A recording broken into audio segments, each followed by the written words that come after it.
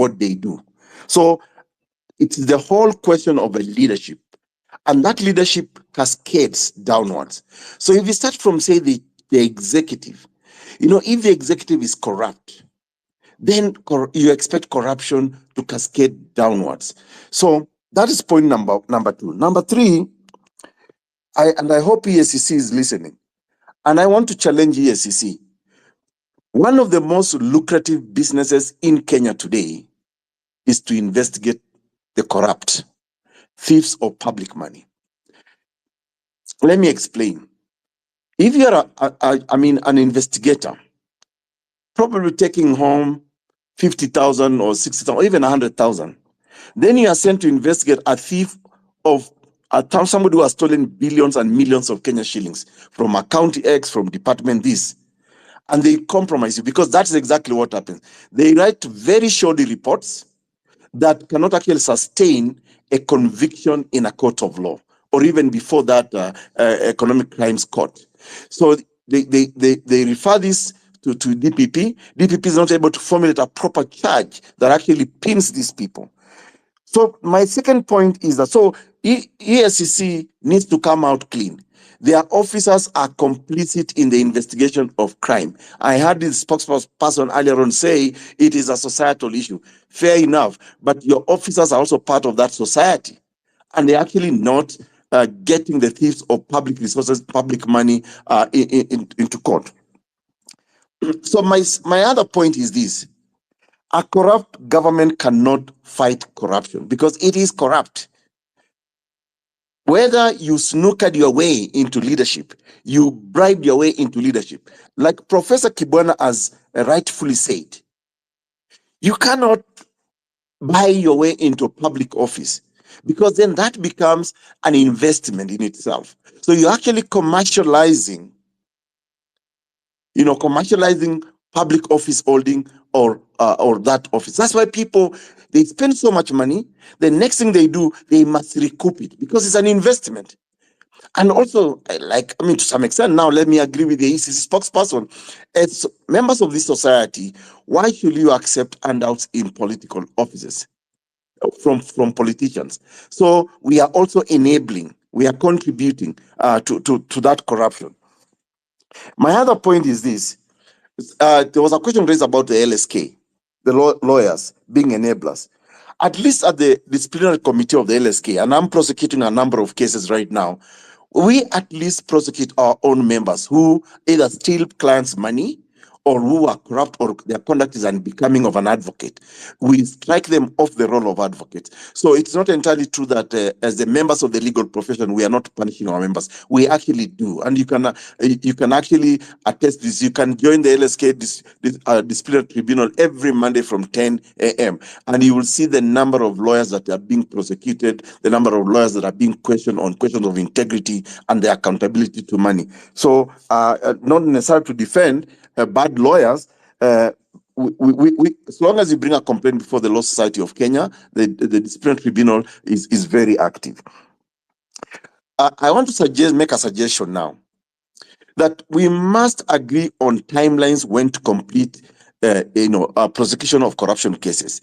One of the proposals that we had in the Punguza Mizigo Constitutional Amendment Bill was to link the Auditor General findings with the Office of DCI and DPP and the court itself.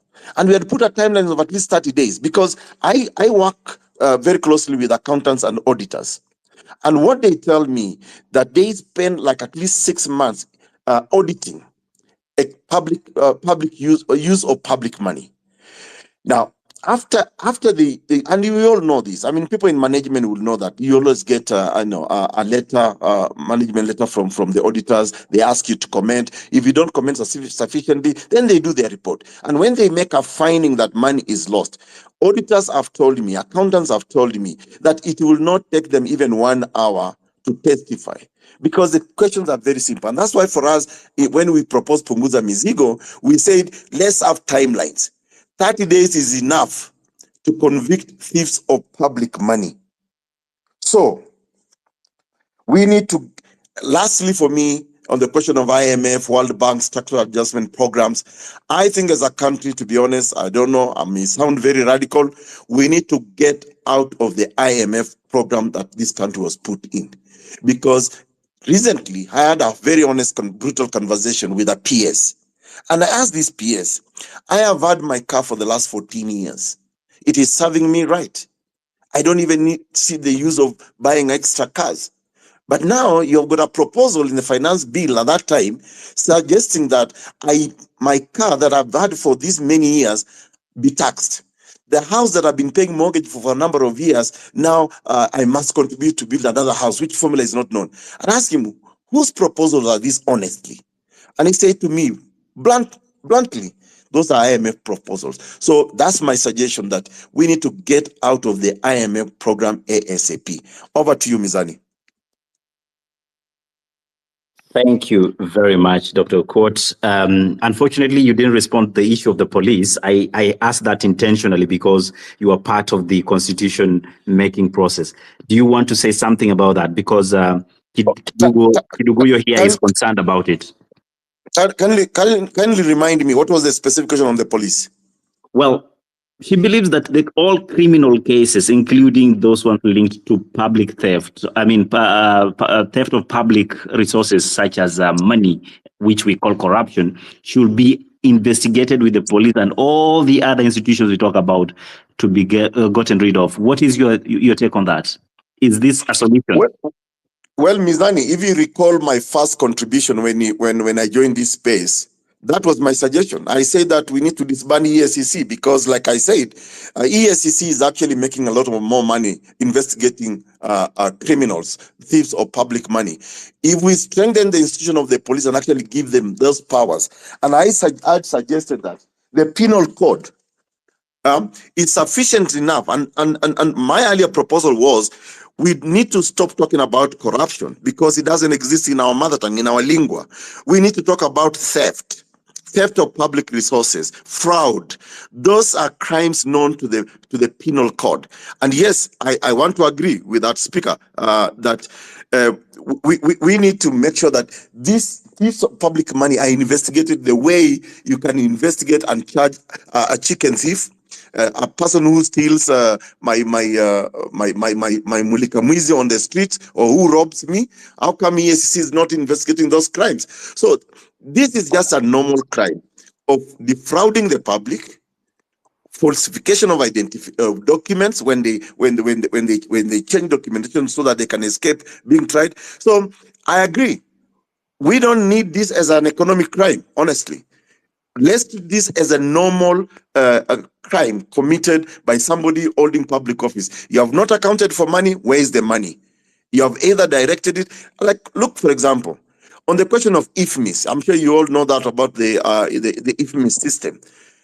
Honestly, how can you say that 35, for example, when Gachagua said that billions were lost within minutes, it must have left one account into another account. So let DCI follow that money and say, okay, because every day as practicing advocate, I see police coming to the court with a miscellaneous application to be given orders to investigate this account, that account. The banking fraud, the DFIU, as you call it, Department of Banking Fraud, they have this power. These are part of the DCI. They can investigate and follow this account, money left in this account. It went into what account and who actually signed for this money. Okay, so really we should simplify what we are now calling corruption, because for me I believe it is theft, and theft is adequately catered under our penal code and it can be tried even by the most junior officers at the DPP. I hope Mizani have now answered that question. That is well noted, and maybe at this juncture, and just to request your permission, please. You know, I'm a minority in my own house. There are too many women. It's normally family lunch on Sunday, so I can stay only for 5 minutes before I go for lunch. I'm even too late. Otherwise, I'll be thrown out of the house. We are not planning to disband families. We are disbanding corruption. But thank you. Thank you very much, Dr. Aukot, for coming in. As always, we do welcome your presence on our spaces. Now, the EACC name has been mentioned here. I also see a lot of your contributions in the chat section. So I'm going to request the EACC now to start responding to some of those issues, including why do Kenyans need to continue giving you an approximate of 4 billion every fiscal year, conduct your businesses? And when we come here, you will tell us is either you're getting frustrated, you cannot do your job, you can only recommend and nothing further than that. When you talk about combating and preventing corruption and promote ethics and integrity in our country, do you honestly feel we need to continue budgeting, rather supplying you with that budget, EACC, and some of the questions that we'll have Analyst Stella raise later on from the speakers? EACC, please.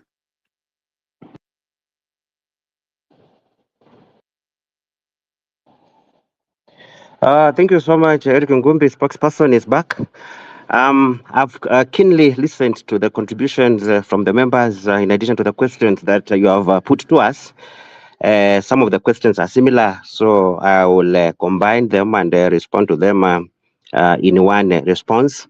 One of the things that Kenyans should know is that the fight against corruption, that is combating it, is not a walk in the park. You must give evidence as per the threshold that is in the law. So it cannot be expected that if today somebody says that, oh, this county is stinking up to high heaven, so we need to see the governor arrested, then you want to see EACC there tomorrow. That is not how it works. There is an elaborate process. Evidence has to be gathered. These thieves don't hide their money locally. Sometimes you have to go to do a mutual legal assistance process with other countries, etc. So one thing that Kenyans appear not to be aware is that actually a lot has been done in the fight against corruption. To summarize, the commission annually recovers from thieves an average of 6.5 billion. That is in form of cash, money that is returned if it was unexplained wealth, or even land that was in wrong hands. I know in the website we are talking about that 1 billion, then indicating around 8 years. It is because these recoveries were done in the last 5 years after the court developed very progressive jurisprudence in the Amuti case. It is now no longer easy in Kenya to possess unexplained wealth as a public officer, then you escape in court. And we do appreciate the milestones in that area. In addition to the 6.5 recoveries annually, there is another thing that we do, which Kenyans also appear to be unaware, and that is disruption. The very existence of the commission on its own deters people who would have otherwise engaged in corruption. And in terms of what we have disrupted so far, once every year we deter corruption or prevent potential corruption of approximately 12 billion Kenya shillings. This is where the good men and women working in departments such as finance and procurement would blow the whistle and tell us, look here, the governor wants to do this. These people are about to pay these billions for no work done. These people are about to issue this contract to this MP, and we disrupt very many of those things. And that is why we do appreciate the whistleblowers who come to us, because that information assists. So we're able to disrupt and prevent potential loss of up to 12 billion every year. In terms of investigations, every year, the commission issues an annual report indicating the details of the investigations that are undertaken. Every quarter, you have seen us publishing names of so many high-profile persons every quarter, the files that have gone to the DPP, and we do complete investigations of up to 100.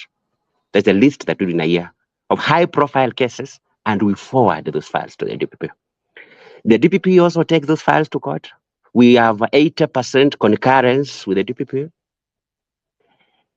When they go to court, every single day we have people being sentenced. Perhaps these cases are not reported as often as people may need to know. As we speak, we have 10 governors, former governors in court. If you look at the total sum of the money involved cumulatively, multi-billions, and there are two aspects of these cases. We have civil cases, because nowadays, as the criminal case continues to punish the thief, we are also recovering what people have stolen. Governor Waitito, Wahiria, and others, they all have cases revolving around theft of public resources, conflict of interest. And so far, 2 of them have already been found to have a case to answer. Cases involving 2 of them, that's the civil ones, have already been completed. We have already recovered property belonging to the former Samburu governor. Those are examples of the many cases, many heads of state corporations, etc. We have many files before the DPP involving former CSS, cases like, such as Turkana Windmill and many others. So the fight against corruption is on course. Why it appears that maybe there's a lot of corruption is because every day people are stealing. It is not that people have stolen, stopped doing it, then EACC is doing the cases. So as we do the cases of what has happened in the past, every single day we have thieves stealing afresh. We have individuals innovating new mechanisms. So the war is on course. And what we need to do is to identify things that need to be done differently by all actors and do them. Number one, we need to seal the gaps in the law. And I also want to challenge the National Assembly to also consider dropping some of the bills that are currently pending in Parliament. That would do a major blow to the fight against corruption. We have a bill by Ruko MP, Bere North, the MP, Ruko. A bill where the MP seeks to have a Section 45 of the Anti-Corruption and Economic Crimes Act repealed. The effect is to decriminalize corruption cases arising from procurement and have them dealt with administratively. That is despite that 90% of the mega scandals that we deal with in the country are all procurement related. So those are the kind of things that we need to advocate for, so that we have the requisite reforms. I agree on the issue of timelines. The law currently has a timeline for election issues, election matters. Can't we have the same also for corruption cases? But the main reason why cases take long, and that's another question that I've been asked, is not because the cases are not being investigated, but it is due to the institutional capacity, the volume of the cases at EACC, DPP, and the judiciary. Because anytime we are talking about the fight and the institutions, you cannot delink EACC from the rest, because one hands over to the other. The DPP goes to court only after agreeing and concurring with evidence from EACC. So if we strengthen EACC today and you don't do the same for the DPP, the problem will not be over. If you strengthen DPP and you leave the judiciary, that problem will not be over. Like now, if I can give an example, EACC has 700 members of staff against the structure approved by PSC of around 1,500. From the 700 members of staff, we've got slightly less than 200 investigators spread across the country in our regional offices. So if, for example, in Mombasa office, you have 4 investigators, and for transparency purposes, our investigations are done by teams. So that team can only deal with a case. I'm not giving you Mombasa, which has 3 counties and the port and all those other offices there. It can only deal with 1 case at a go. What if we had more cases? I mean, we had more investigators. That means more cases at the same time. Lawyers, we have around 98 lawyers. These are people who go to court to file civil suits to recover what has been stolen. If we had more lawyers employed, that means you can have more cases at the same time, because a lot of public property is in the hands of criminals. In almost every town, every county, government plots are in the hands of individuals. But we cannot file all these cases at the same time. So, in our view, we've done a very good job looking at the available resources, and we are calling for strengthening of those institutions involved in the chain. About investigations, a number of issues have been raised as to whether even people reporting can trust the institution. I must announce that EACC has got a very stringent investigation process. It is not a question of someone walking in, making an allegation, then EACC picks it from there. We are alive to the fact that there are people who would want to, let me use the word finish. That people use to finish others, thinking that they can use EACC for their agenda. We have seen some members of the political class walking in. For instance, the senator would come and talk about what they consider a very hot matter about their governor. Unafuata, there is nothing. So EACC will not advance the political agenda of anybody, because that's not what we are created to do. But where there are issues, the commission subjects them to that elaborate process to also ensure that there is justice for the one who is accused. Every year, we get an average of 7,000 reports. In the history of the fight against corruption by EACC, the cases within our mandate from the reports that come have never gone beyond 35%. So after you analyze the cases that come, it is between 30 to 35% that are pursuable. That is after you remove gossip, because you can see it. After you remove matters that fall under the jurisdiction of other entities, we make referrals there. So from the 30% of the cases that remain, we have a 4-stage process to just ensure that a person we are recommending to the DPP is a person who really has to face the law. And the courts are aware that an investigation that has emanated from that kind of process has very high chances of success. So why do we have that process? To ensure that we don't have any investigator compromised. A team of investigators collecting evidence, they will come and make a presentation for a committee of seniors. From there, it goes to another committee until the final committee of commissioners that listens to the matter. And when it is satisfied that there is evidence, that is when we refer to the DPP. There are many cases that are reported, but we find that they really don't have anything. And this takes me to an issue that was raised about Busia. We have quite a number of cases from counties relating to recruitment, and Busia is one of them. There are cases where you would find merit, and where there's merit, like in the Busia case, then that process has to be followed.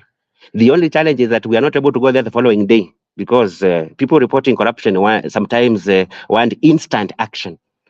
We have an office in Bungoma that is working on that matter.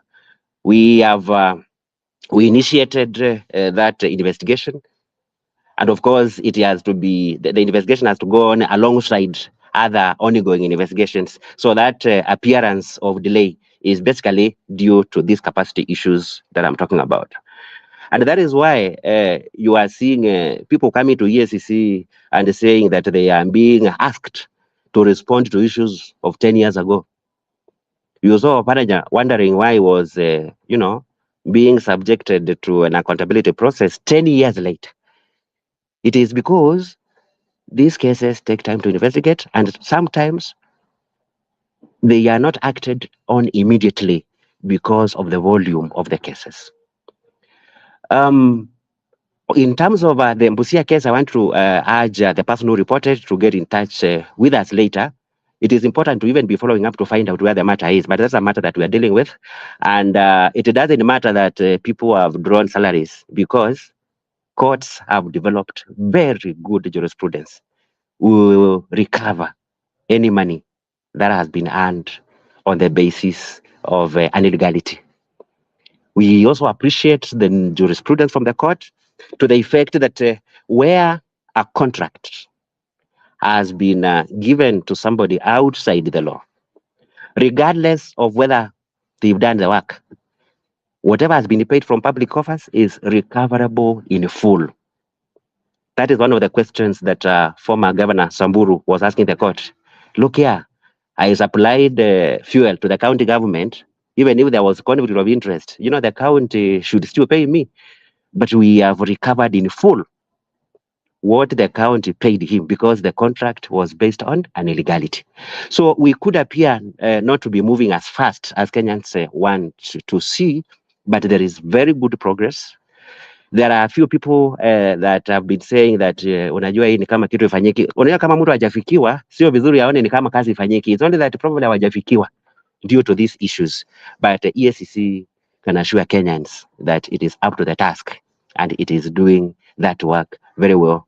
Only that we need support. If we make recommendations that certain people have corruption issues, we expect those who are appointing to take that into account. The one should not argue that, oh, you know, they have not exhausted the avenues for appeal. If today, members, you want to employ somebody to work in your farm, and you want them to have some 3 or 4 years experience, and they tell you that they were working at the farm of Mr. So-and-so, you call that person and they tell you that this gentleman is very good, he worked for me, but he's a thief. Are you going to employ that person because he has not exhausted all the avenues of appeal? If you cannot do that in your home, then as a CS, why do you want to employ such a person in the public service? So those are the issues, and that's why I want to agree with Dr. Aukot that the question of leadership at the institution level is very important. The other thing that is important is that 80% of the things giving rise to corruption can actually be administratively dealt with within the institutions by having strong internal controls.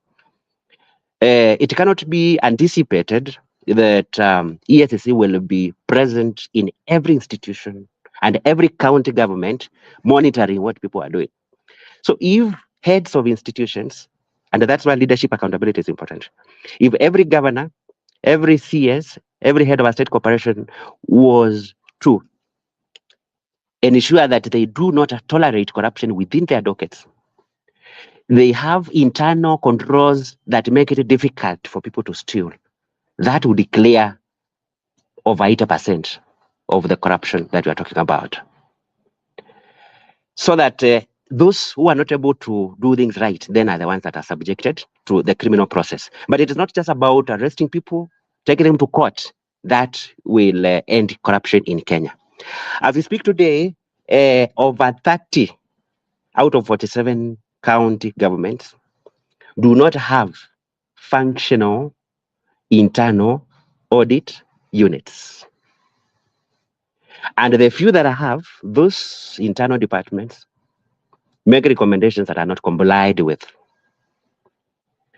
EACC has already undertaken a thorough corruption risk assessment in 28 county governments, both the assembly and the executive. And given every county governor a report on the loopholes that need to be fixed and how to fix them in order to end corruption in that county. And that is looking at all the functional areas, financial management, procurement, HR. But because there is no enforcement mechanism, so it is only those governors that are committed to integrity that are able to implement those things. And that is why, again, we are engaging Parliament to amend our law to make recommendations of EACC binding on those heads of institutions. It is not about going to court every day. If that preventive measure, systems review, strengthening systems, internal controls, if we have people committed to leadership and integrity, that can help us. And we are pursuing that. And we are not saying that all governors or all heads of institutions are bad, but that leadership commitment can help a lot. There is another issue that has been raised about having all these investigations put together in one institution. EACC is a member of the international community. We are a party to the United Nations Convention Against Corruption, UNICAC. In fact, Kenya is on record as the first country to sign and ratify that. We did that in 2003 when there was that clamor for good governance. And a requirement under that convention is for every member state to have an independent agency to focus on corruption. Why is it necessary that way? Corruption is not an ordinary crime. It is not a crime like the others. Because of the magnitude of its effects. Like now in Kenya, we can say that corruption has a hand in most of the national challenges that we face today. So that is why it needs to have its own framework, a specialized agency. And why a specialized agency? First of all, unlike what my senior Dr. Aukot was saying, corruption cases are complex. They are planned by experts. So to have the benefit of specialization and also apply uniform standards, that is why that convention requires an independent agency in every country, and Kenya has done that. So even if one was to say, let's disband EACC today, we would still need to have another agency to fight corruption as a specialized agency. At EACC, our investigators are experts in diverse fields: engineers, surveyors, accountants, tax experts. So that if today we are talking about a road where we want to say that the cost has been escalated fraudulently, it is only an engineer who would tell that. You are talking about issues, cancer, medicine, quality. We have doctors to do that. So our expert investigators are employed from those professions. Then they are now trained on the investigative aspects, and that is why UNICAC requires that we do have that. Therefore, what is the way forward? First, it is for Kenyans to acknowledge that corruption is a big threat to the welfare of the nation and affects us in many ways. Many Kenyans, and you'll forgive me for saying this, many people who talk about corruption are actually not honest about it. Some of those who talk about it, it's because they were involved in a deal, it went haywire, or mutu aliwaruka, or there is something else adverse to them that would make them report. So a number of those who report cases, it's not because they are patriotic. So we want to call upon every Kenyan to take up their individual role in the fight against corruption, and that is there under Article 3 of the Constitution. Every person has that responsibility. Let us report cases not because we are fighting other people, but because we are committed to having a good country. Today, there's a paradox that we see where Kenyans appear to hate corruption, but sometimes they appear to have no problem with those who perpetuate corruption. Many other times we have a huge following of individuals coming to EACC when people accused of stealing their billions are being interrogated.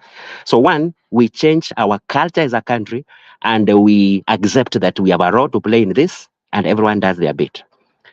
Electing people of integrity, because we cannot elect a thief and you expect them to go and support initiatives that will protect your resources.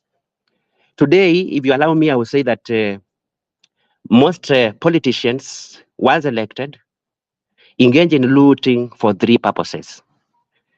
Purpose number one is to recoup, compensate themselves for what they had to give Kenyans, because it has been said, and correctly so, that elections in Kenya are very expensive. The people have expectation that if you are not giving them money, they will not elect you. And that has made people want to accumulate, including what I may want to call a primitive accumulation, in order to buy their way to public office. So reason number one for them to loot is to return what they spent. Number two is to have enough to take care of the next election, because they know Kenyans will want money, a listening allowance after every meeting. And then number three, to have enough to take care of themselves in the event they lose in the next election. So we have to reform our social aspect and our political culture also, where we expect money to be used for one to win a seat. Then the other thing in terms of way forward is to have mechanisms for holding heads of institutions to account. This could be attached even to their contracts, that look here, you are appointed to head this institution. So one of your responsibilities is to ensure prudent management of resources, and there be mechanisms of ensuring accountability without putting the threshold too high. Oh, I've not, exhausted mechanisms for appeal. I think those are the things that we need to deal with. Our judiciary has done well in terms of jurisprudence, but we still feel they can do much more to unlock and they give a very clear direction to the country on the real integrity threshold for public office under Chapter 6 of the Constitution. Because different interpretations by the actors that are involved have been given to Chapter 6 of the Constitution. Today, an effective implementation of Chapter 6 is sufficient to bring down the levels of corruption a lot. But the reason why Chapter 6 of the Constitution has not realized the much progress required is because we do not have, as a country, effective enforcement mechanisms. We have the enabling legislation called the Leadership and the Integrity Act, which from where we sit, I can call just a list of public wishes on the behavior of state officials. Because the act will say, do not do this, you shall not do this, you must do this, but it doesn't say what happens when you do what you are not supposed to do, or you fail to do what you are supposed to do. So that is why strong laws are very important. The other thing is, and I'm now finalizing so that I don't take too much time. I know there are many people who would wish to speak. The Commission relies a lot on institutions to facilitate the fight against corruption. I know there are some institutions that engage in issues aimed at frustrating the fight. Where that has happened, we have used the law to deal with it. But I want to give one example. There is a time some institutions were burning offices. When an investigation starts, some fire would come from somewhere, burn the finance department, this skips the other departments, it goes to burn, the procurement office. I'm happy those incidents have reduced. But we have one case of Migori that has been talked about, the case involving Governor Obado. Most of the things that have been said about that case are falsehoods and not informed by accurate information. So what happened in this case is that when an instance of corruption occurs, there are two routes that the Commission can pursue, either separately or concurrently. The criminal one, where after investigations, we take the file to the DPP. We have a lot of back and forth, to working together to strengthen evidence. Then it finally goes to court. That's one way. And the second one, so that people do not benefit from their loot, we go to court to first of all freeze those assets until the case is over. Then we finally recover them. So in the Obado case, despite the county of Migori burning their offices when a whistleblower talked about the alleged theft, they were not able to burn IFMIS. And that is why the Commission pursued financial investigations. And the very first finding, because we move when the allegations are made, and we don't act based on what has been alleged. We act based on the outcome of the investigation, and that is what is expected. So in Migori, when we commenced investigations, our very first finding after preliminary review of the allegation was that close to 2 billion had been paid to several companies. Actually, 17 of them. You see, that does not mean that the 2 billion was lost. And that is where many Kenyans do not understand it. Because Kenyans were expecting, okay, wapi billion bill, wapi yombando billion bill. So this is what happened. After we commenced that investigations to know why this money was paid to these companies, we quickly, because there were no documents to rely on, so we presumed this to be corruption and quickly put a case for recovery. before the court. Of course, these companies have to respond now and explain, and we issued the notices as required by law, explaining why you received this money from this, and this, and this. So we found that some of these companies had actually undertaken works in Migori. A verification team was set up, and we verified that some work had been done. But where there was no explanation, we treated the money paid to be proceeds of corruption. We also found that in the course of their engagements, Obando and those companies, kickbacks were given back to Obando and his family. Money sent to pay school fees for his children abroad, other money used to purchase properties in Nairobi, cumulatively 73 billion. So that is how he directly benefited with his family, to that tune. And then he was also linked, to these companies to the extent of the non-explanation for the 162 million for which no work had been done. So cumulatively, that came to 235.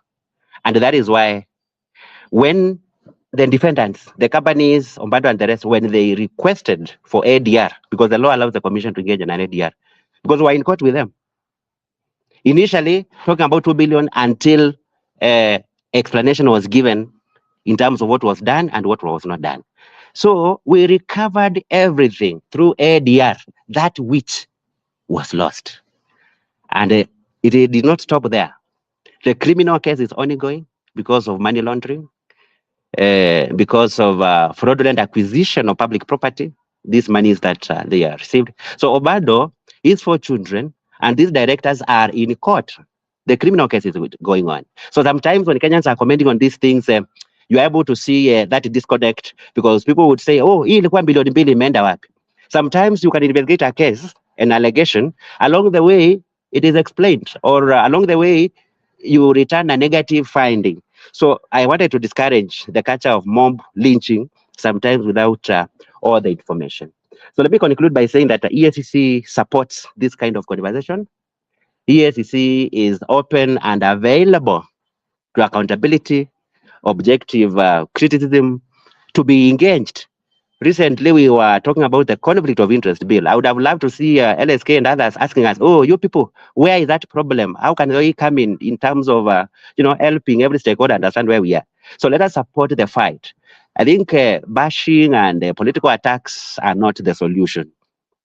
There is a lot that we can do together as stakeholders. And I want to end by encouraging these kind of conversations, because they depict that role of the citizen, and that the fight against corruption requires all of us. Let preachers rebuke it from the pulpit. Let Kenyans hate and shun it. If we are talking about Kenyans, sometimes on the roads, people ask, what are you doing about the police? I don't know whether you'll be surprised to learn that a bigger part of corruption on the roads is actually initiated by motorists, because people find it an inconvenience to comply with the law. Your license has expired, your insurance has expired, you still want to drive. So when the askari approaches, mkubwa tufanye namna gani? Now is the one that has brought this Kenya to do that. So we need to avoid this impunity, because impunity is one of the problems that we have as a nation. Let us not lure people into corruption. There's someone who said that EACC investigators receive bribes. I want to say that the safeguards, I'm not saying that people working in EACC are angels, they are not. But we have mechanisms in place to ensure that does not happen. And if you have any matter or any case, any suspicion of anything that may have happened, please let us have that, and it will be dealt with. But I must clarify that, and this is very important for all of us, and let us pass this message to others. We have emerging criminal cartels across the country. Dr. Aukot was right. Investigations into corruption can be looked at as lucrative business for those who are hell-bent on engaging in corruption. We have people almost across the country who are going to public officials claiming to be EACC officers and arresting people. As we speak, we have in custody 5 suspects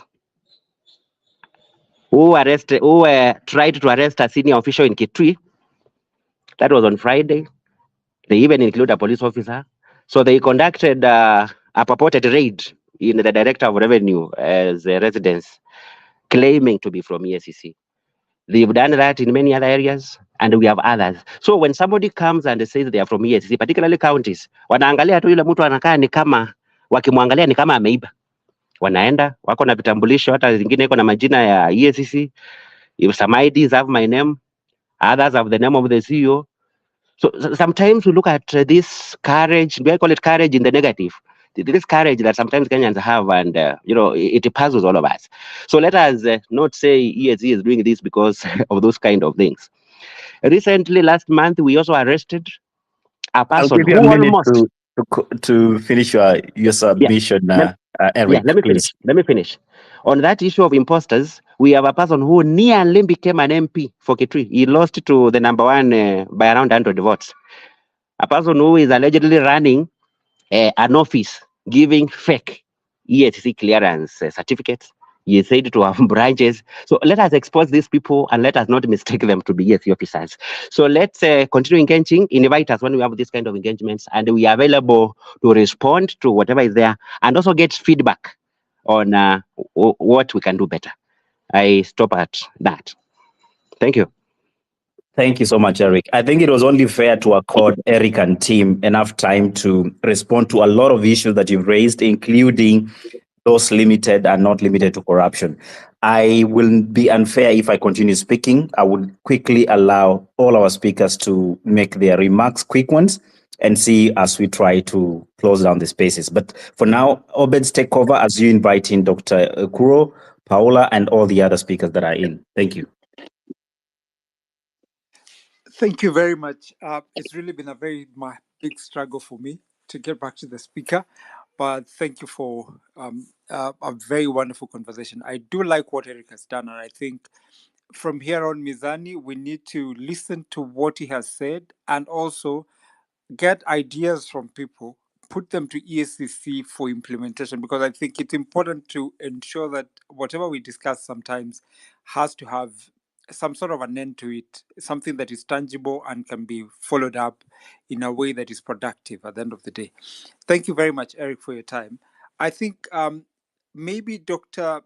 Ekuru and Paula, maybe a quick reaction to what I just Obed, I really need to go, but I just had one question for EACC. Thanks. I think there's so much has been said. I feel like we really need to find a way to condense everything into the key points.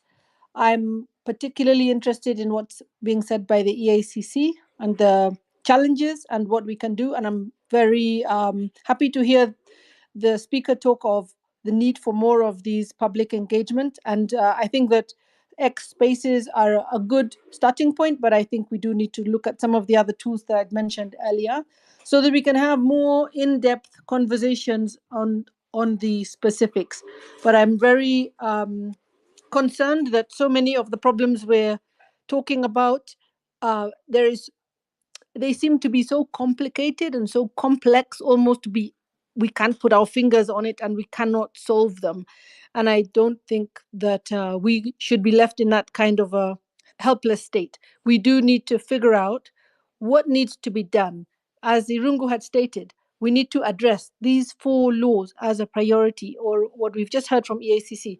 These are the key issues that need to be addressed so that we can hold our leaders to account and we can prevent people who have cases against them from actually standing or taking up positions in government. Because I think what I really get is that if you're in government and you're there and you know there are cases against you, you will fight any reform in the law that will come for you specifically. So we really need to take this on and find ways of empowering, whether it's Gen Z or the public in general, to actually drive these very specific action points rather than talking generally about everything. We need to identify what are the 4 or 5 top things that need to be done immediately, and they need to be part of a request or a demand, so that we can address the major issues that are driving the corruption in this country. Thanks, Paula. I think we already have a group of that we can listen to the tape again and pick out the key issues standing out and what EACC has said, and probably find a way to progress them. And with your indulgence, I think that will be possible. I wish to allow Dr. Ekuru Aukot so that we don't break the family, in quotes, for him to go for the lunch. So please, go ahead. Yes, that's true, Obed. Thanks so much. I'm the only man in this house, so I can only enjoy the power of veto sometimes if I can. But anyway, let me say this. I've listened to Eric very keenly, but I think the critical question that is emerging is that Kenyans are not feeling the effect of the fight against corruption by EACC. And that's why the proposals we made earlier, which is that why don't we just criminalize these offenses in the ordinary way, by way of the penal code. So I think if, for example, EACC were really to fight and even have some interagency working a mechanism, we say the judiciary or the other arm of the executive, and jail some of the big boys, big girls who are actually stealing money, I think Kenyans will feel the effect of the fight on corruption. For example, we know that there are people who have turned up billionaires during the COVID time, the COVID billionaires. But where are they? If people are not ending up in jail, if this information is not reaching out to the people as much as possible, as far and wide, then that effect is not being felt. And I think that's why, Eric, Kenyans are saying EACC is not being felt, and the fight against corruption is just cosmetic, that your own officers write very shoddy reports, that DPP is not able to actually use effectively to jail. Yes, you used the example of Obado. But look, if you look at the Auditor General report, all governors in this country, all departments of government are thieves in equal measure. Billions of money is lost, not accounted for. But honestly, where is the result on that? Secondly, and I want to make a proposal, and I don't know whether Eric will agree with me, we had proposed to amend the constitution to make it, especially chapter 11, to cite the governors or the governors particularly, because of the devolved funds, as the chief accounting officers of the county. The reason today you're having difficulties actually in nailing some of those governors, even though you cited a couple of them, is because we must make sure that they are the CEOs, not just the political heads of a county. The accounting officer for all the devolved funds.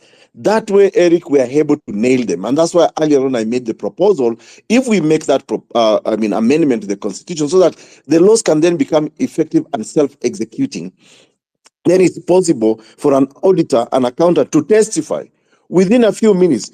And we create a special jail for all the thieves of public money. And in fact, we should make those jails very transparent so that it can become a museum of the thieves of public money. And I think that way, people probably bad manners of stealing will change and it will reduce. Thank you so much. Over to you, Mizani. 1 minute. Thank you so much.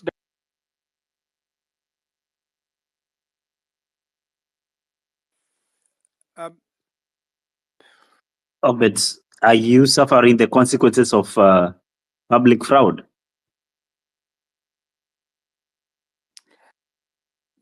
Your mic is muted, Obed.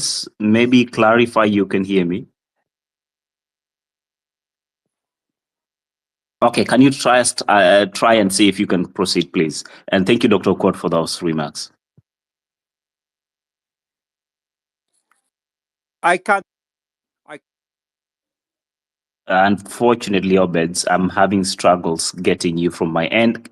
Can any other person hear me? Kindly show me with 100%, all the speakers that are tuned in. Great, that means you guys can hear me. Can you hear Obed? Show me 100%. Or thumbs down. Looks like Obed, we can't hear you. Well, Obed, we are having problems connecting to you, but that means we'll be able to figure out what next.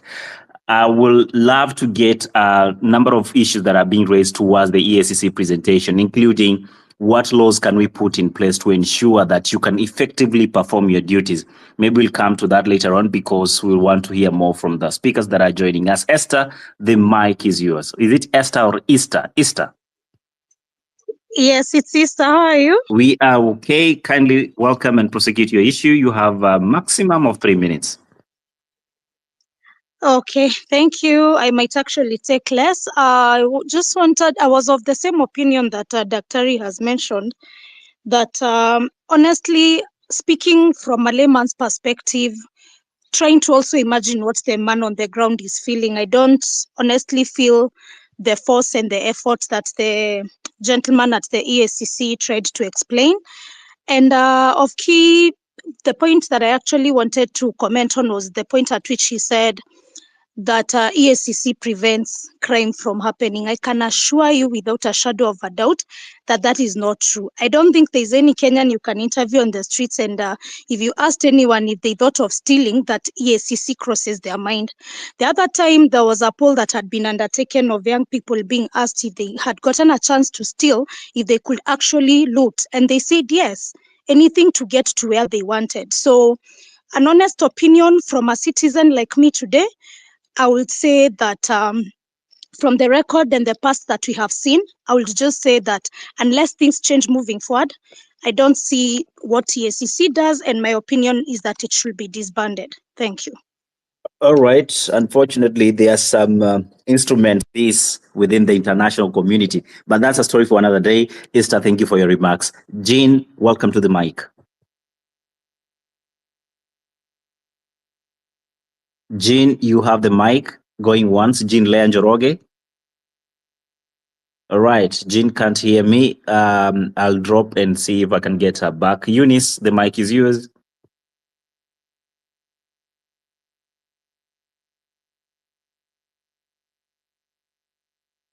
Eunice, are you speaking? I can hardly hear you.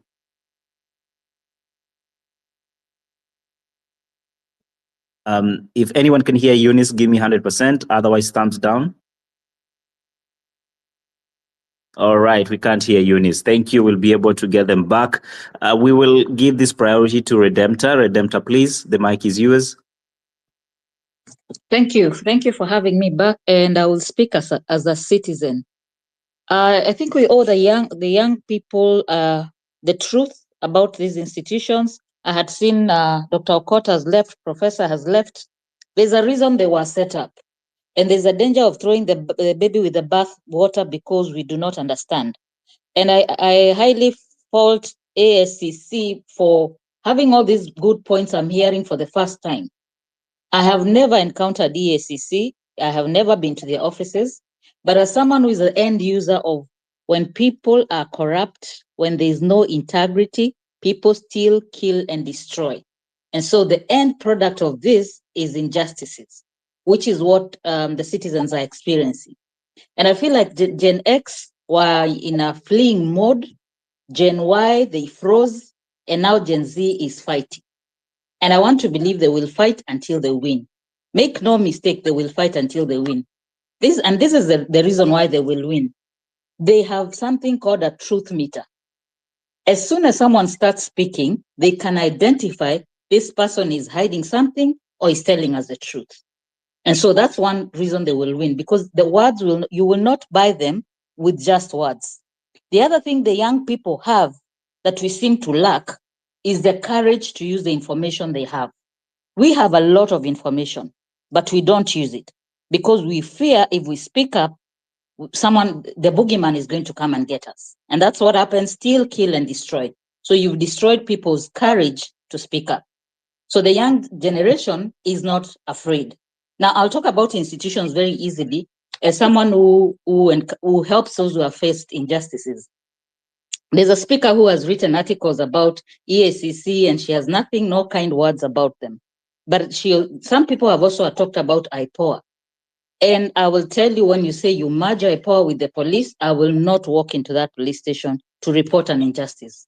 But I will comfortably walk into the IPOA offices because these are the conscientious cops. They know how to treat people with dignity. These other ones, I'm not saying they are bad people, but the whole environment of a police station is that a citizen is an enemy. I haven't been to EACC. I will make a point to visit, because once you get to these offices, you get to know. So we will not now disband all these institutions, because the people who made the constitution had experienced an unjust government in terms of dictatorship, silencing the voices of the people. And it's the same reason why we'll come back and say, I think the Gen Z are challenging EACC and IPOA, because I'm seeing them coming and speaking up. And so the big challenge, even with Amnesty International and all those other organizations, is they hide their information in reports. Nobody reads reports, but people listen to videos. TikToks are the finance bill. I heard the president saying the communications team failed. When you give information and it's not truthful, I've told you the young people have a truth meter. They can tell you when you're not sincere, because you cannot keep coming to citizens who are oppressed with the suffering. Sorry, my phone keeps ringing. I'll switch it off.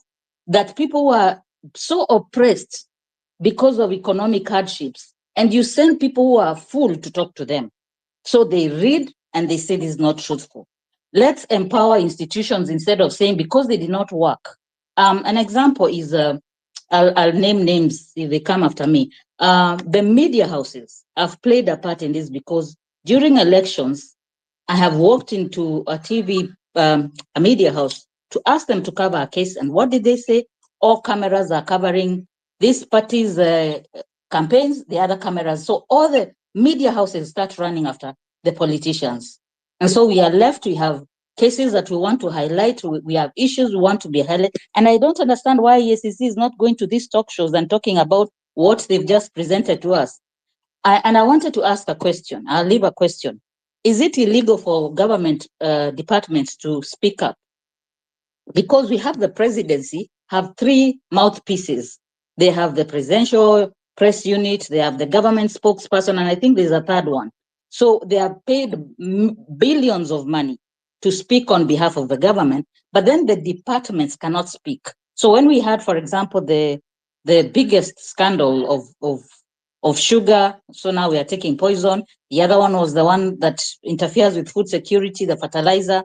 We only saw a few talk shows here and there, people fighting for themselves, but the agriculture department didn't come. A long time ago, government departments used to give talks, and that brings me back to information. Our two sources of information, one of the biggest is the church. And so what happens on Sundays? The politicians go and take the microphones, and so, because we are talking about integrity, the policing of our morality, because we have a moral issue, not a legal issue, then gives the power back to the politician. So they start telling wale majama every Sunday. So they never address the decay in our morality.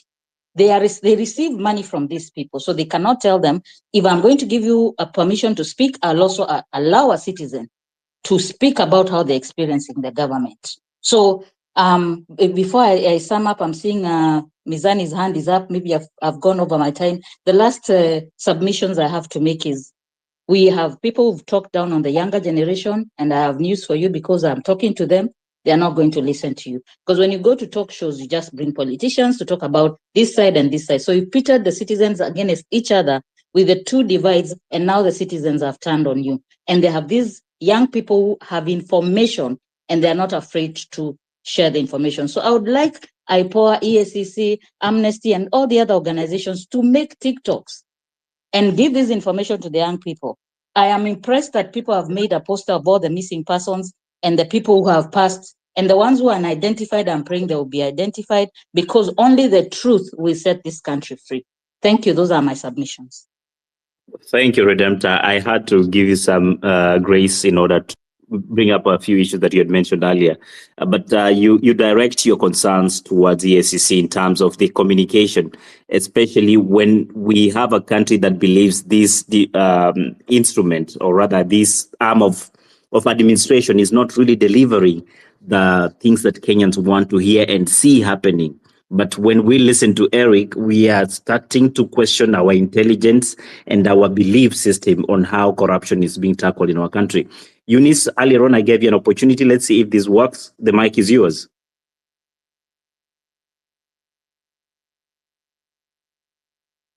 Eunice, if you're using an external mic, it is not working for you, just use handset free option.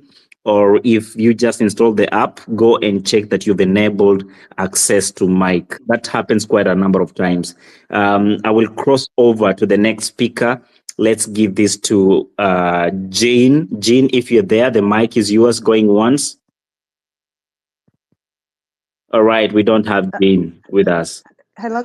Okay, Can you Jane guys is hear me? there. Proceed. Yes. Yeah, I have a little problem with my mic as well. If you give the next person so that I can fix it, then I'll come back. All right. Actually, we could hear you now. So if you don't mind, you can proceed. Okay. All right. Let's go to the next Hello. speaker. Yeah, it's muting me. So that's why I'm saying. All right. Let's see if that works. And if you are also having the app, sometimes you can clear the cache that works out for you and restores the normal functionality of the app. Stella, any question? Quick one to you. Thanks, Eli. I have listened to EACC as well, and I wanted to follow up with a question on, and I've seen someone ask, I think it's Abdul Rahman on the comments. He was asking on whether there are proposals that the EACC has forwarded to push for legislation or amendment of legislation, because Eric is consistently telling us that the buck does not stop with them. They have to push the cases to ODPP and the judiciary. And then he goes ahead to say that there are laws that they do not have power to implement some things. So the question is, are they following up with pushing up legislation amendments to the parliament? Because we cannot complain the same way. We cannot complain as citizens and have EACC complain the same, like cry together. We have to see some effort from the EACC. And someone mentioned also under the comments that it doesn't matter how much the EACC explains what they are doing. The fact that Kenyans do not think or do not feel that EACC is doing enough, because every day we have corruption cases, many of them involving a lot of money. What are they doing apart from giving the recommendations, and or are they pushing for legislation amendments or for them to be given powers to be able to help Kenyans and do their mandate in a very well manner? And also, there are other few questions, just two of them. I'll just mention two. Someone is asking, what is the boldness, or how is the boldness of EACC to follow up on corruption in the executive arm of the government or ministries and the judiciary? And also, what is their success rate? And then the last one, what is the work plan for the EACC? Because it looks like in fighting corruption with the new realities of technology and skill, they do not have that capacity. So what is the work plan? Thank you, Eli. All right, Stella, thank you for that, giving us a summary of the questions from most of you. EACC, that is Eric. You want to give a 3 minutes quick response before we can go to other speakers?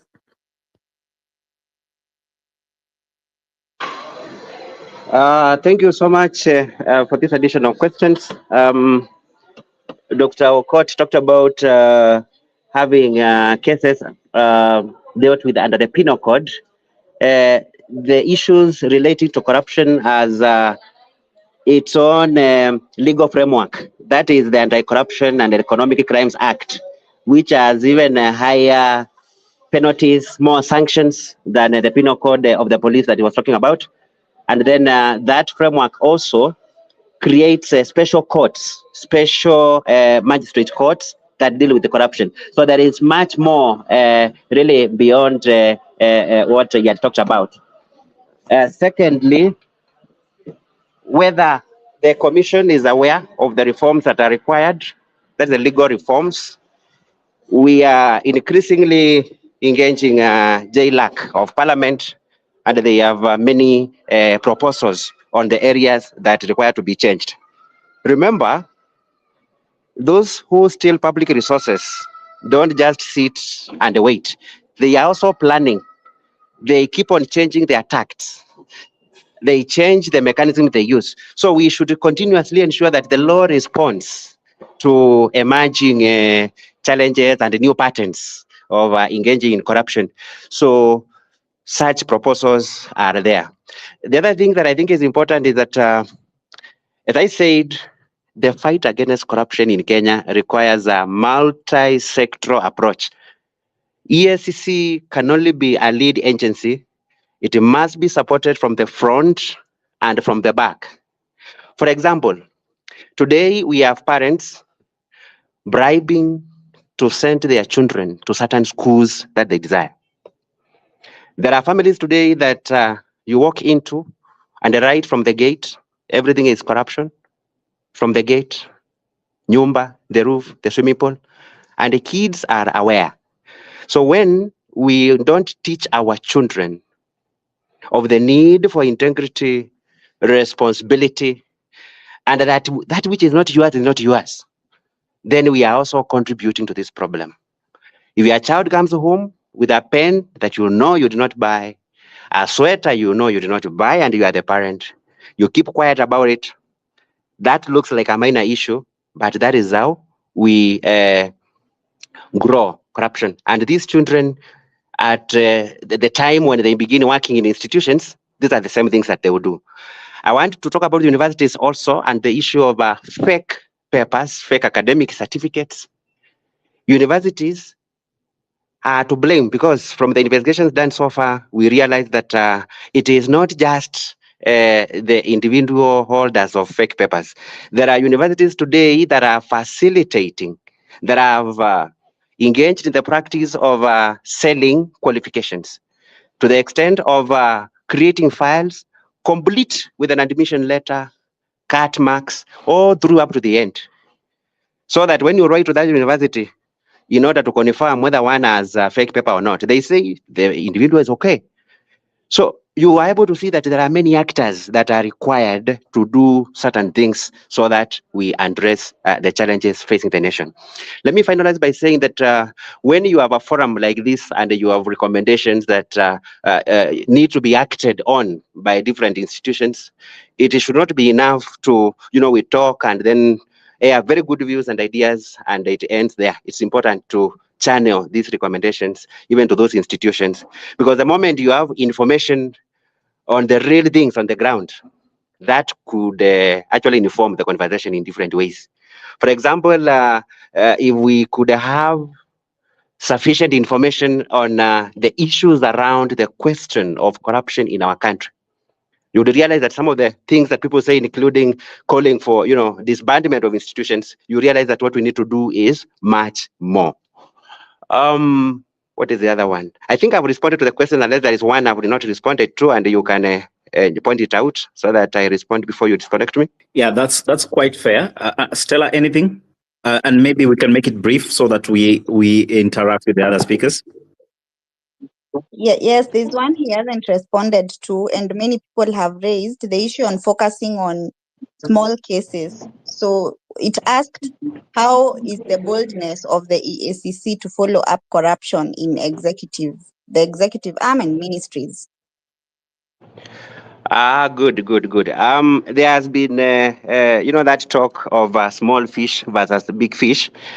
And to us as EACC, we do not have small fish or big fish in the fight against corruption. First of all, the law requires us to handle all corruption cases that are brought before us. I saw yesterday when we arrested the county land surveyor of Kericho because of demanding 200,000, somebody recommending that, these are small fish. Remember, that Kenyan who has lacked that service for 1 year because he is unable to pay the 200,000 shillings, the justice that they require is to have that kind of action. On the other hand, if you say focus on big fish only and you do nothing about the small fish, they will grow, and by the time you realize, they'll have also become big fish. And collectively, those small fish eat more. So to us, we deal with corruption regardless of the size of the fish, if people were to be caught fish. It's only that cases involving petty corruption, they are very easy to investigate. That's why you can see them, getting to court faster than the others. On the other side, the white collar crime will involve experts who have planned it. So to unravel that, you need time, money outside the country. That will take time. And I earlier said that we have over 10 governors in court. I don't know whether those are small fish. You have seen former CSS, Balala, and others to the commission. We have people such as Oparanya who are supposed to be charged, but due to this emerging issue of orders stopping prosecutions that people would ordinarily go for, is yet to be charged, and others. So it's a mixture. Sometimes people say that kwa nini huyu ni wa chama hii? The commission is not guided by anything else other than the law. We follow corruption. If you find it inside a governor, now the party to which they belong does not arise. The other thing I also talked about is the fact that cases may appear, to be taking time, but as EACC, we are making progress incrementally, and by the end of it, those who should face justice need to face justice. Only if we could address the obstacles. In other words, if we address the obstacles that slow down the process, much more progress will be made. So there is no small fish or big fish. But let me also say this. Senior officials, including governors, are now using the people you call small fish to engage in corruption. We have governors, PSS, state corporation heads using children on attachment to open companies that are now used as conduits for corrupt conduct. So don't look at the designation of the person involved. Sometimes those who cause more fish are the ones who are actually involved. The other time you saw this case of a cleaner in the Ministry of Interior, Eric Kibwana Mutahi, whose 7 companies were used to swindle 257 million out of the entire 450 million that was stolen. You also look at what is happening in counties. They use those people. So that is why you see them paraded in court. You will see some crying, while recording statements explaining how they have been used. So all fish, whether small, big, fat, thin, or otherwise, are bad, and the corruption is bad regardless of who is doing it, and we'll pursue all. That is all. Thank you. I'm going to move to the next speakers. Now we'll have George, followed by Eunice and Kingori. Kindly, we are really limited with time. We've been here since 10 in the morning. I would love for us to be kind enough and spend it wisely. George, you have 3 minutes. Proceed. Thank you so much, Mizani. And I'm so glad that we are able to communicate and interact directly with the EACC. And I want to bring to the attention of most of us that before EACC, there was Kenya ACC. And Lumumba, ile jamaa wa kizungu mingi, was the director of KACC. And at the time, he was getting paid 1 million shillings a month to aid corruption. Well, if you go back, before him, there was John Githongo, permanent secretary of ethics and governance. And I'm bringing both cases because what Githongo found in Kibaki's government, that the same ministers over him were the ones involved in corruption, is exactly what Lumumba found in Kenya Anti-Corruption Commission, that the person who was involved in the water scandal was the husband to one of the powerful people in government. And so my question is, what would you, EACC, want implemented constitutionally so that if we have the appetite to amend the constitution, we put it in there for you to be fully independent so that you are able to do your job. Every time, when you were speaking earlier, you said you go, you have the power of the court, you investigate these cases, then you give them to the DPP. Where are the disconnects in exercising your duties? And where does the failure come from? So that we can know what is your wish list, so that when we have a backbone as a country to change or amend the constitution, we give you those powers, exactly the same powers that the FBI has over political interference. I mean, the FBI is best known for investigating the Watergate. The president was involved in it. They had the power to wiretap the president. They have powers to investigate governors. They have powers to arrest CEOs of companies because they are a system devoid of the interference of the politics. The same case applies to the IRS, the tax body. When those investigative body of the IRS go after corruption, and we saw what happened with Enron in early 2000s, they get incentivized inside of the system. And I go back to the FBI. If they seize properties, including private jets and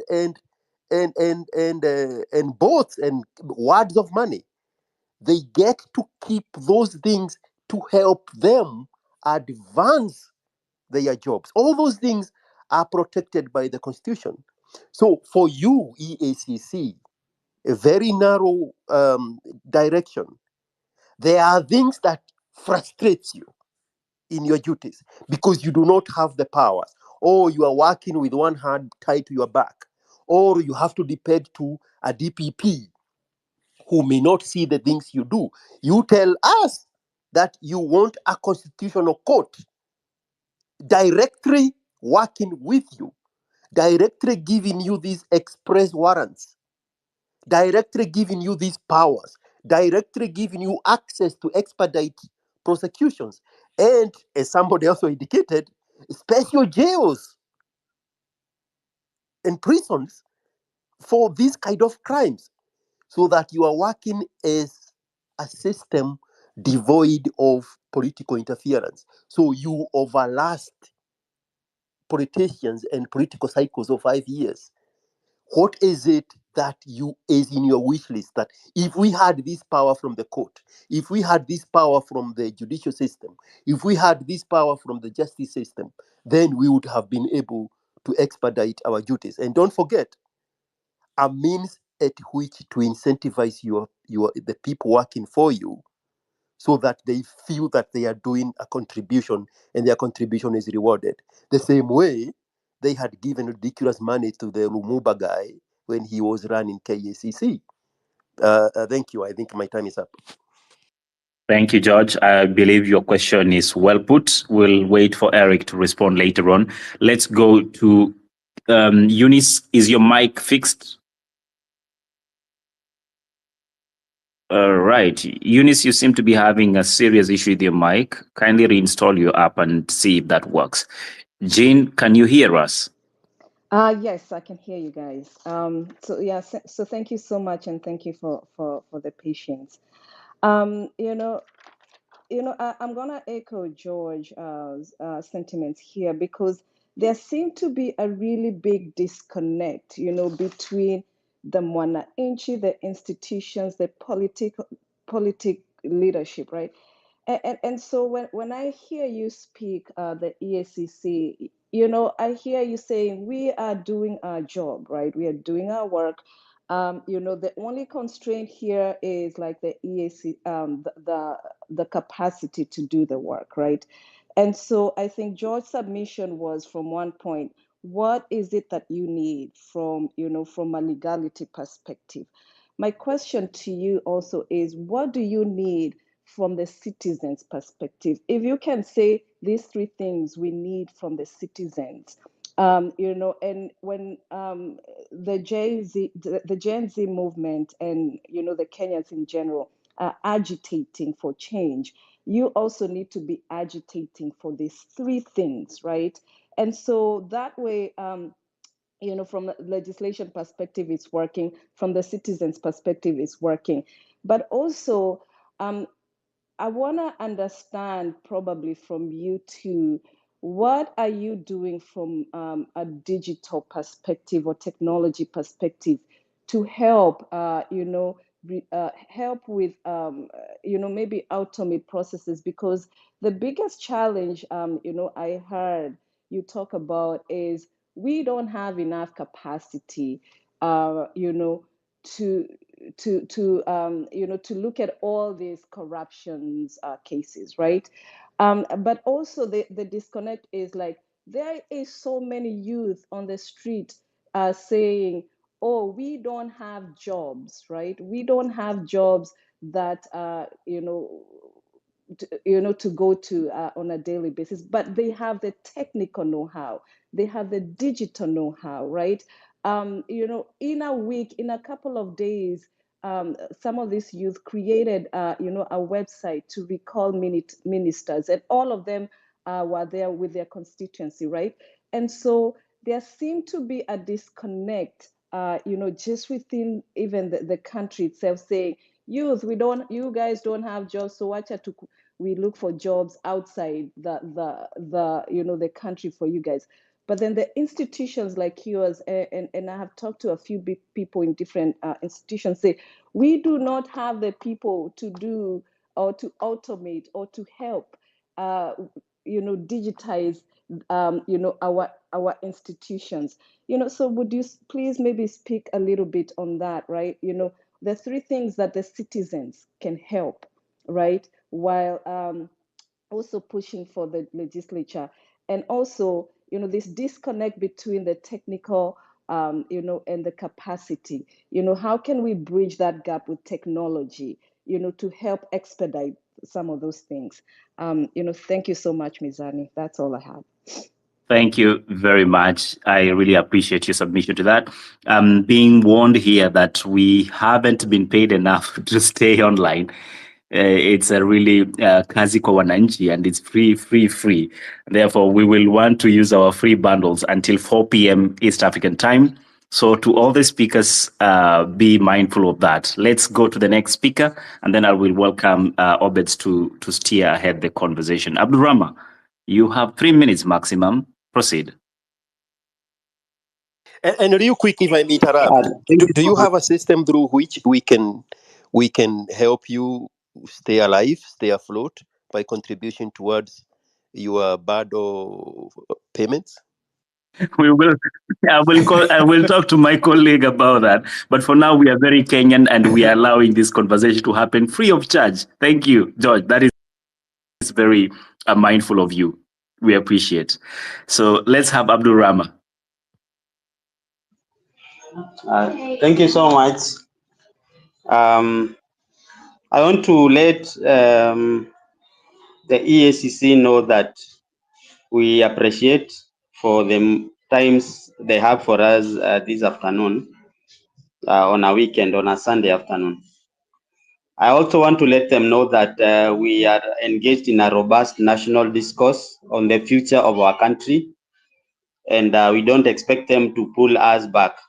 Because in the next course of weeks, in the next couple of weeks, we are having discussions, and corruption keeps coming up.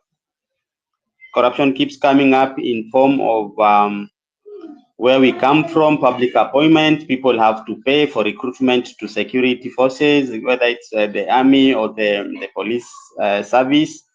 Corruption in the form of the universities, in hospitals, in tendering processes. And we need to exactly know what is ailing them, as opposed to coming and crying with us online when we are helpless as the Kenyans that have mandated them, and we pay taxes so that they can work. if it is constitutional timelines you want, because I know this cause we are engaged in and the kind of future that we want for our country, there is no reason, and I don't see any stumbling block towards a constitutional amendment. Just like the healthcare is positioning themselves with formation of a healthcare service where they can centralize training and appraisals and hiring, firing, and allocation of healthcare workers to ensure efficiency in healthcare system and delivering good quality standards of healthcare for the Kenyans. We expect them to have a roadmap, not just telling us they are involved in a discussion with JLAC.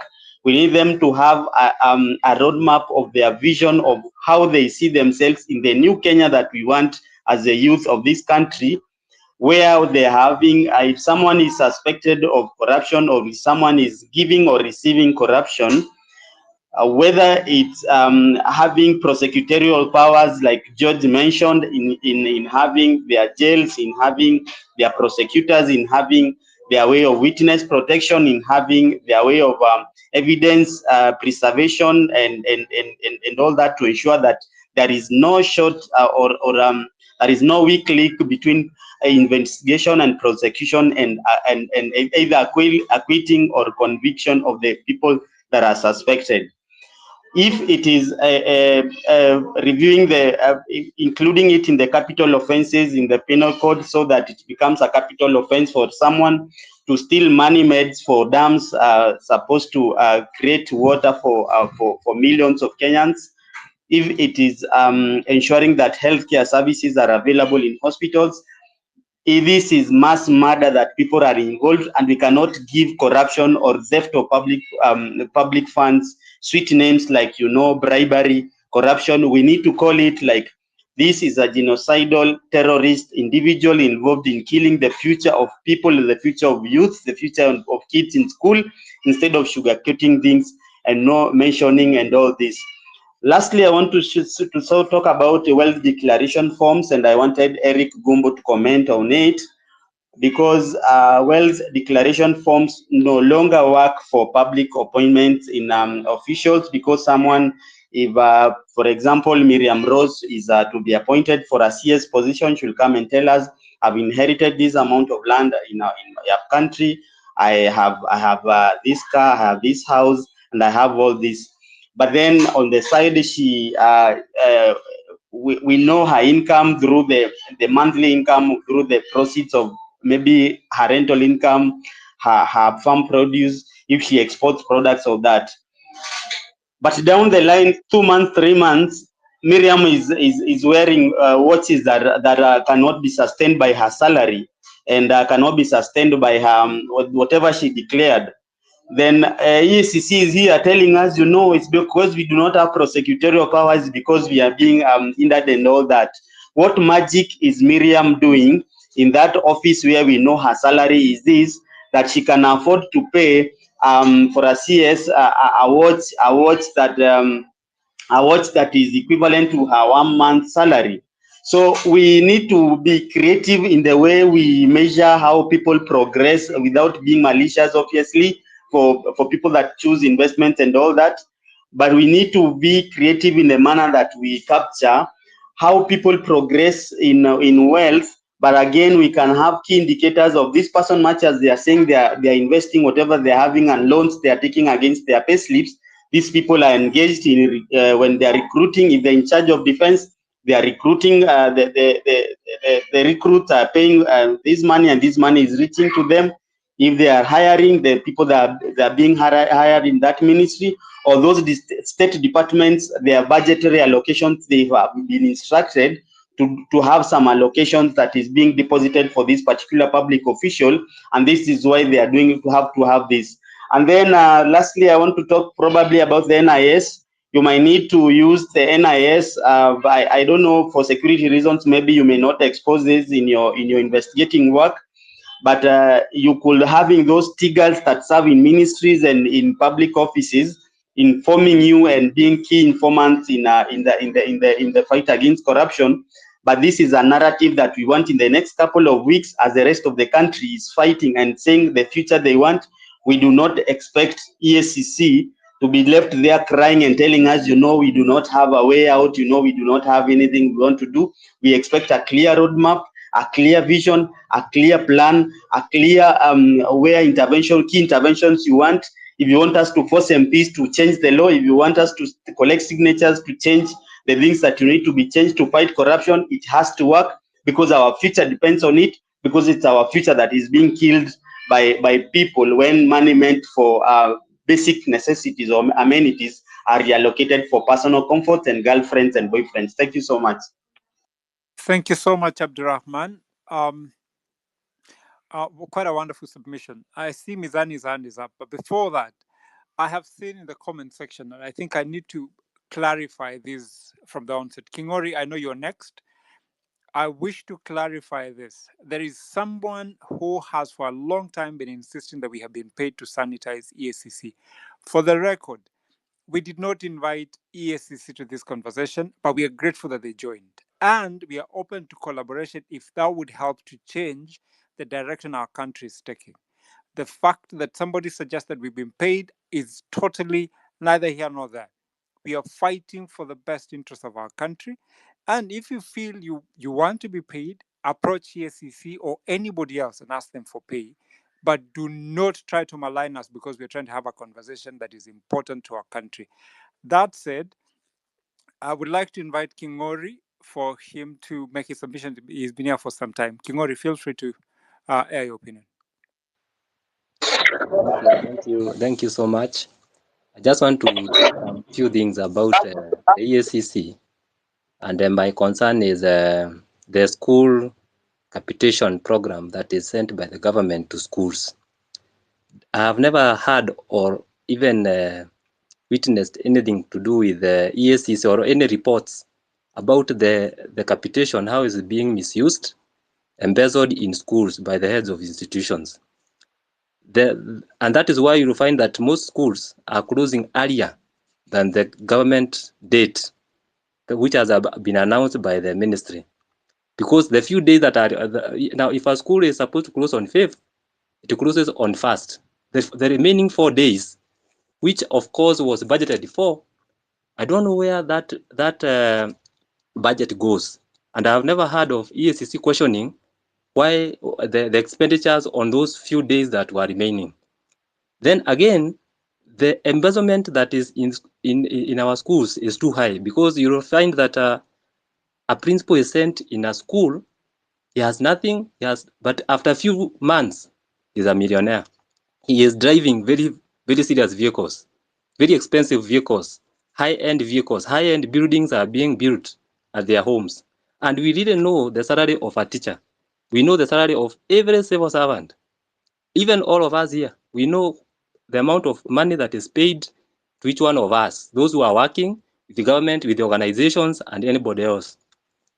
Now, the EACC should tell us how they monitor the school expenditures and how the safeguards that they have put in place to protect the whistleblowers, because the whistleblowers are so many, but they are not safe when they maybe say what is happening in various organizations and institutions. So let the EACC explain properly on how they monitor the capitation in schools, and again, how safe is a whistleblower when they communicate with EACC that there's something fishy happening in a particular that is organization. Thank you. Thank you so much. I've seen, first of all, Kingori, you have a profile picture that is different from your voice. But that's beside the point. I would like EACC, Eric, if you can write down as many of these questions, because I give you an opportunity to answer most of them so that people feel like there's something that's being done. And as we said, we would really love to concretize this, have all the points that have been put across. We'll be able to channel them to you for further action if necessary and with your permission. I think the next person we have is Albert Nsengu has been here for some time. Then after Albert, I'll have Black Lion, then Joanita. Albert? Thanks a lot, Obed. Nice space. Thanks a lot, kama kawaida, with Mizani and the team. I'll also want to pick from where George left on matters asking, is the constitution actually limiting the EACC to deliver their own mandate? I also would not want to cushion EACC. I think the responses we've gotten from from the spokesperson so far is a lot looking at the general public. It's like the normal way of talking to the public or giving a public lecture on how we should change our behavior or the norms of the society and how the office is actually working. But we can see that the office is not working because Waitito has been out of office for some time. The parliament or the Senate found them guilty, but he's not in jail. That's the thing. So for us, it's what's the end product. I'll want to say that I think for me, the fish rots from the head. I'm drawing an example from a country like Rwanda, which is neighboring. They have a different way of doing things. They have a different way of tackling corruption. We have ministers in Rwanda in jail. It's not wishful thinking. They are called out of office because of any mere form of corruption, and they are put in jail. But I want to again refer to the EACC. In 2022, the director, of course, gave us a very good statement. 241 aspirants are not clean. They cannot run for office. All this becomes a public stunt because the same 241 people find themselves in parliament. Then they pass the conflict of interest bill so they can still do business with the government. So they keep cushioning themselves in those offices. So of course then the EACC's battle will be an exercise in futility because you'll be trying to chase people who are already cushioning themselves, who are laying laws that are actually cushioning themselves. Then I think that's why, and then my statements comes in line with George. Does the constitution actually limit you to perform your mandate? Because we'll have one day imagine a head of state coming and telling us we are losing 2 billion daily, and he's telling us he has nothing to do. Like there's nothing he can do. So there's no political will, of course, to tackle this. So for me, the issue lies on political will. I see that EACC is in bed with the executive, is in bed with parliament, is in bed with public prosecution, and they take us in circles until the electoral cycle is over. See that EACC is in bed with the executive, is in bed with parliament, is in bed with public prosecution, and they take us in circles until the electoral cycle is over. Yeah, I think I'm sorry. You're unmuted. Eric, please mute your mic because you keep interfering with the contribution. Yeah, I'm actually just concluding. So for me, it's to actually point out. Okay, sorry. Albert, just hold on. I think Eric, please mute your mic because you're interfering with Albert's contribution. Okay.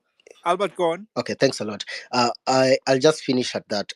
Say political goodwill, and let's look back at the constitution and see, with all this Gen Z movement and the current political unrest in the country, do we have an output out of it? Are we going to amend the constitution and actually relieve all political offices all this cushion that they have given themselves about doing business with government, and all these interlinkages between the bodies that should be actually putting them in check, but they find themselves actually working together with them? If you want to tell me the president already bought the Senate, the president has bought the parliament, all the political classes, he has even bought the opposition. You want to tell me the president is not clever enough to buy EACC or to buy all these public prosecutors? I think we have to be, it's counterintuitive, definitely. He knows that these are bodies that will be putting them in check, and definitely they are in bed with the executive, and this is what we are calling out. And I don't want, for me, this is what I want to finish at. If there's political goodwill in the country, like we see the example of Rwanda, ministers will be in jail. Corruption will be a thing of the past. And then the people down the scale, of course, there'll be a ripple effect. The population will learn that hard stands are taken about corruption.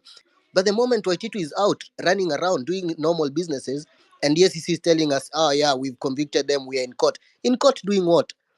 in court doing what when they are running around after stealing? After you telling us 241 of these people are not worth of offices, but they are still in office. They still went to the IBC and got elected. Then, of course, EACC's work is not relevant and should not be funded by the people's money. I drop it at that, Roberts. Asante. Thank you so much, Yeah. Albert. Very pertinent questions. And Eric, as I requested, please try and note them down because we're going to ask you to account at least somewhat, allay the fears and be able to clarify some of the questions asked. Next, I'll go to Black Lion, then I go to Joanita. I'm trying to do this so that we allow Eric to be able to address as many of the questions as possible. And to the people waiting on, there's a long queue of people who'd like to speak. And we totally understand we're trying our level best to ensure that we allow as many people as possible to speak and make a contribution. So Black Lion, I give you 3 minutes max for you to canvass your point. Okay, good afternoon, everyone. So I hope you can hear me. Yeah. So Very well. yeah, thank you. So I think my problem at this point in time, we even don't need these guys like the EACC, because now you're here coming and telling us uh, you're waiting for the DPP to prosecute these people. I feel like that's an excuse, you know. If the DPP is delaying the process, you bring these people to the public, we stone them to death. You cannot be fucking us every day. And clearly, even the public can do actually enough investigation and conclude this person is fucking up the country. Um, But when Black Lion, I would request, we've always emphasized that on this space, it's all right, no try problem. as much as you can agree to disagree with anyone, but do not use uncouth language. We do not allow that. It's all right. It's all right. But at this time, like, we just want to be honest because these people are playing us games. It is obvious. It is obvious. If the public can do actual investigation and see this is not good. This person is guilty. They have stolen public resources. But when you go back to the EACC, they're telling us, oh, we don't have this. There was no enough evidence. Oh, we handed over these people to the DPP, and that's how everything disappears like that. And the next thing you'll hear, there's another scandal coming up. We've forgotten the other one. Now there's another guy stealing money here. We start with a new case again. I'm saying this. These people have failed since you failed to recover stolen assets from people. There've been a lot of delayed prosecution, and the public even perception. People don't trust you no more. That's why I'm saying we just don't need you. Just resign and go. Maybe now let's now hand over the power to prosecute these people to the public. I bet you, bro, like the day we will get someone who stole the money from the public and we take him to the CBD, then we stone him to death or we chop his head. You'll never hear anyone stealing money again. That's how the things happening in China. You cannot steal money from the government like that. You will be finished. I bet you. Let us just use one as an example. We have enough evidence. This person stole money. Good. We take you to the CBD. You saw that, like the scenes during the Mandamano. We bring enough crowd like that. Then we deal with you ourselves. Because hii maneno nyinyi mnaweka vitu kwa EACC, mnaweka pande gani, and you guys are being paid, you're going to bed with the government. Mnakuja hapa kutuambia ati sijui DPP hataki kufanya nini. We don't need you guys. We really don't need. We enough. This is enough. This thing is making people upset every day. Personally, I look at it like I have friends who work in the government, young guys. You see, you see someone buying a apartment in Kilimani, and you start wondering, bro, seriously, I know your salary is not actually even enough to buy a Vitz, but you cannot tell me you're buying apartment in Kilimani, penthouses of 30 million. Where are you getting the money from? You see, and and, and actually, like it happens like every person right now coming to the government, they know I can steal money and I can bribe and get away with it, including probably even these guys from EACC. They've been given money and si wako tu hapa wananyamaza tu, wanajifanya wanatetea haki ya watu. God is watching you people, by the way. That's what I'll say. Thank you, bro. Thank you, Black Lion. You've said so many things, and I'm laughing because part of what you're saying is very true. We actually need to have an example of somebody has to be dealt with let us see big people punished. That way, a lot of us would worry about getting and engaging in corruption. And I think I totally agree with you. The way you suggest is probably the one that's making me laugh. That can be looked into. Let me allow Juanita to canvass your point, please. I give you 3 minutes max. Very good afternoon. Thank you for the opportunity, Mizani and Obed. First and foremost, I'd like to suggest, not to suggest, to say, the corruption in Kenya started way back, and it's not even corruption. I'll agree to Dr. Ekuru. It's not something we started yesterday. It's something way back, because the theft in our country, it's too much.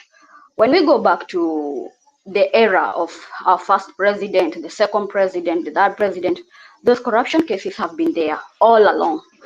And what has been done to those people? Nothing has been done. Nothing has ever happened to it. So where does the corruption in the country continue? It's because the people way back were never convicted, and currently they are not being convicted. So, something else I'd like to say is that in Kenya, I'm sorry to say so, it's like run by a cartel or a mafia, because the kind of politicians we put in power are the politicians who have something to hide. So what do they do? They enter into politics to hide something. This is something they did before, and they are now into power to continue hiding whatever they've done before. We look at the cases of our current president. He was mentored by the late President Moi. In his era, in President Moi era, it was like rolling with our fist, and that's what we are currently kind of like going back. But even in those years, there are cases if we date back. There are cases if we date back during that era. The current president still have things he did in that era, and he's in this regime right now. He's the current sitting president. What is going on? What is that telling us? That's telling us that the Kenya we are in currently, big executives or big people are not convicted for their crimes. This gives opportunity to the current to this thing continuing, like the corruption, the theft, everything continuing. So unless we deal with the mafia, the cartels inside this thing, no matter what we do, no matter even if we try to tell the EACC to deal with the cases, it can never happen. So something else is, these people are on top of the government. The EACC have, the guy Eric have said that they don't have the power. For them, they would really wish for them to continue with everything. But the people on the top, what are the top people saying? Like, what do they do? They are the ones that are holding these people. They're like, hey, you cannot convict me. You cannot convict me. I'm a government official. I'll just give you money and life goes on. And that's the chain we are experiencing in Kenya currently. Nothing we can do can eradicate corruption. The only thing that can eradicate corruption is if we get a president or a leader who's fearless and ready to open the Pandora of corruption cases dated years back in our country, because there are many. And if you revive our memory, some people will be shocked. They've been in previous governments, they're in current governments, and some people we even don't know much about them. We'll be given people we've never had in our lives. Why? Because that Pandora, these are the people who are running the government in our country. They are hiding information in our country so that they cannot be taken front. So the moment we get that leader who's ready to face these people, it's the time we'll be able to fight corruption in Kenya. The theft, it's not even corruption, it's the theft. But until then, I'll tell you my honest opinion, corruption in Kenya will continue being there, because this, yes, Nam, just a minute. Juanita, thank you very much. And there are quite a number of things you have said there. What we need to probably engage and look at ourselves is maybe we are the ones who elect these people. They don't come to power by themselves. We know they are corrupt. We still vote for them. But just for clarity, I need to find out something. Mizani, we said we are finishing at 4, but I don't think it's going to be practical because we have 7 minutes to 4. Should we continue, use our free bundles for as long as it can be? Because then I think there's clearly an issue here and a lot of people would like to contribute. What do you think? I will consult with the team, but I still maintain it was important we end this in the next 6 minutes. However, the reality does not allow us to go with 6 minutes to the top of the hour. So what we will do, we will allow Eric to respond to some of the questions that have been raised. And guys, remember, Eric is doing this because it is his national duty as a public officer. But at the same time, if we have such an opportunity, it is in the best of our interest to bring out the facts as much as we have emotional attachments to what we are presenting. So it is not about what Eric is saying, but it's about what his institution that he represents has to be doing and in which way should we understand how it functions. That is important. Having cleared that, I will give you some more latitude, Obeds, to continue with the conversation, but we are limiting admitting more speakers. So the speakers that are there will be able to execute their matters, and hopefully we'll be able to land in about more 30 minutes on top of the hour. Thank you. Okay, I'm guided thoroughly. So I know there are so many people that I can actually see. A lot of them requesting. We'll review and see how that goes. The next speaker here should be Sangomai, I think. Yeah, Sangomai, then I'd have 254. Maybe let's allow Eric to respond first. There are quite a number of issues they have been raising. Okay. It would be prudent for him to maybe he has other commitments. Yes. That's okay. Eric, unmute and probably try and address some of the questions that have been asked. Okay, thank you very much. I do appreciate those comments that are coming through. Some of the issues that have been raised have already been responded to, but I appreciate that it is possible that some listeners may not have been there when we started. I have repeatedly said that the problem of corruption in Kenya is way beyond EACC, which is one of the institutions in the chain. I have repeatedly said that when we are discussing the problem of corruption, we need to look at it from a broader perspective, acknowledging that even if today if today EACC was to do 100% of what it is supposed to do, that alone would not be sufficient.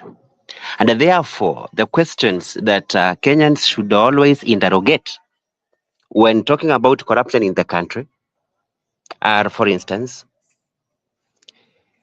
could there be obstacles to effective investigation of corruption? Are there obstacles to effective prosecution of corruption cases? Are there obstacles in the adjudication of corruption at the judiciary? So that even those who say disband, then they should say disband EACC, disband on DPP, disband the judiciary. So the singling out of EACC is unfair, and that means that there could be lack of information in terms of the institutional framework. Those three agencies ought to, and are expected to seamlessly undertake their responsibilities because each has a role, then it hands over to the other. But as I said earlier, what we need is to strengthen these institutions because the volume of corruption cases emanating from the public officials that we Kenyans elected to office and those appointed to office at the county level, at the national level, the volume of cases is more than the available institutional capacity at DPP, at EACC, and the judiciary. And EACC is not crying. So I want to correct the one who said that EACC is not crying. We are not crying because a lot of work has been done. And I mentioned, and I want to repeat, that every year EACC is able to recover and return to the public an average of 6 billion Kenya shillings of property, and also prevent potential loss of up to 12 billion, money that could have been lost, but we stop the transactions. We dismantle the cartels before money is lost, that is 12 billion, against an average annual budget of 3.9. EACC is able to provide or finalize 100 files, high impact files. So let us not look at the problem in terms of what has EACC done. In fact, we are also supposed to ask ourselves, what have we done as Kenyans? After EACC flagged out and they told the people of Kenya, look here, these 241 people have corruption cases and they may still, if they go to public office, and they may enact poor laws if they go to parliament. Don't elect them. A third of them were elected. So Kenyans also have a responsibility. And it is important for everyone to ask themselves, what have I done also? I talked about professional bodies whose members, engineers, lawyers, are the ones that are assisting our people in the counties to loot. What have we done? What are we doing within the professional standards, the enforcement of professional standards within those professions? So each party, each person has a role in that cause. One of the listeners suggested that, we get corrupt people and chop their heads, or, put them somewhere on Uhuru Park and shoot them. That is not what our country is supposed to do, because we are a country that is guided by the rule of law. Every person is also entitled to due process. I know Kenyans want to see urgent action. I appreciate, and we appreciate, the problem of corruption is widespread. But again, that has to be within some due process. Because again, it is only 30% of cases reported to EACC that are worth taking to the next stage. There are people who report matters that are actually not corruption. And I can authoritatively tell you, listeners, that a bigger part of what Kenyans think about corruption is informed by perceptions. So I would encourage all of us to always familiarize ourselves with the information that is available about what has been done and what the issues are. In terms of a clear vision, somebody talked about a clear vision for fighting corruption. EACC has a strategic plan covering 2023 to 2028. And you would find a very good plan, which is operationalized through just annual plans. Someone mentioned that it should be in jail. We can't go and get people, send them to jail directly. Waititu is among 10 governors that have cases in court, both criminal and civil, cumulatively following billions. The billions that are being recovered and returned to the public daily, perhaps we should have another way of returning, so that what is recovered is channeled to, probably some property, maybe some school, so that Kenyans can be told, look here, this school was built by money that had been stolen from this place and this place, so that Kenyans can feel the impact. But a lot has been done. It's only that what remains to be done is much more. And for us to go where we want to go as a country, it is not about EACC alone.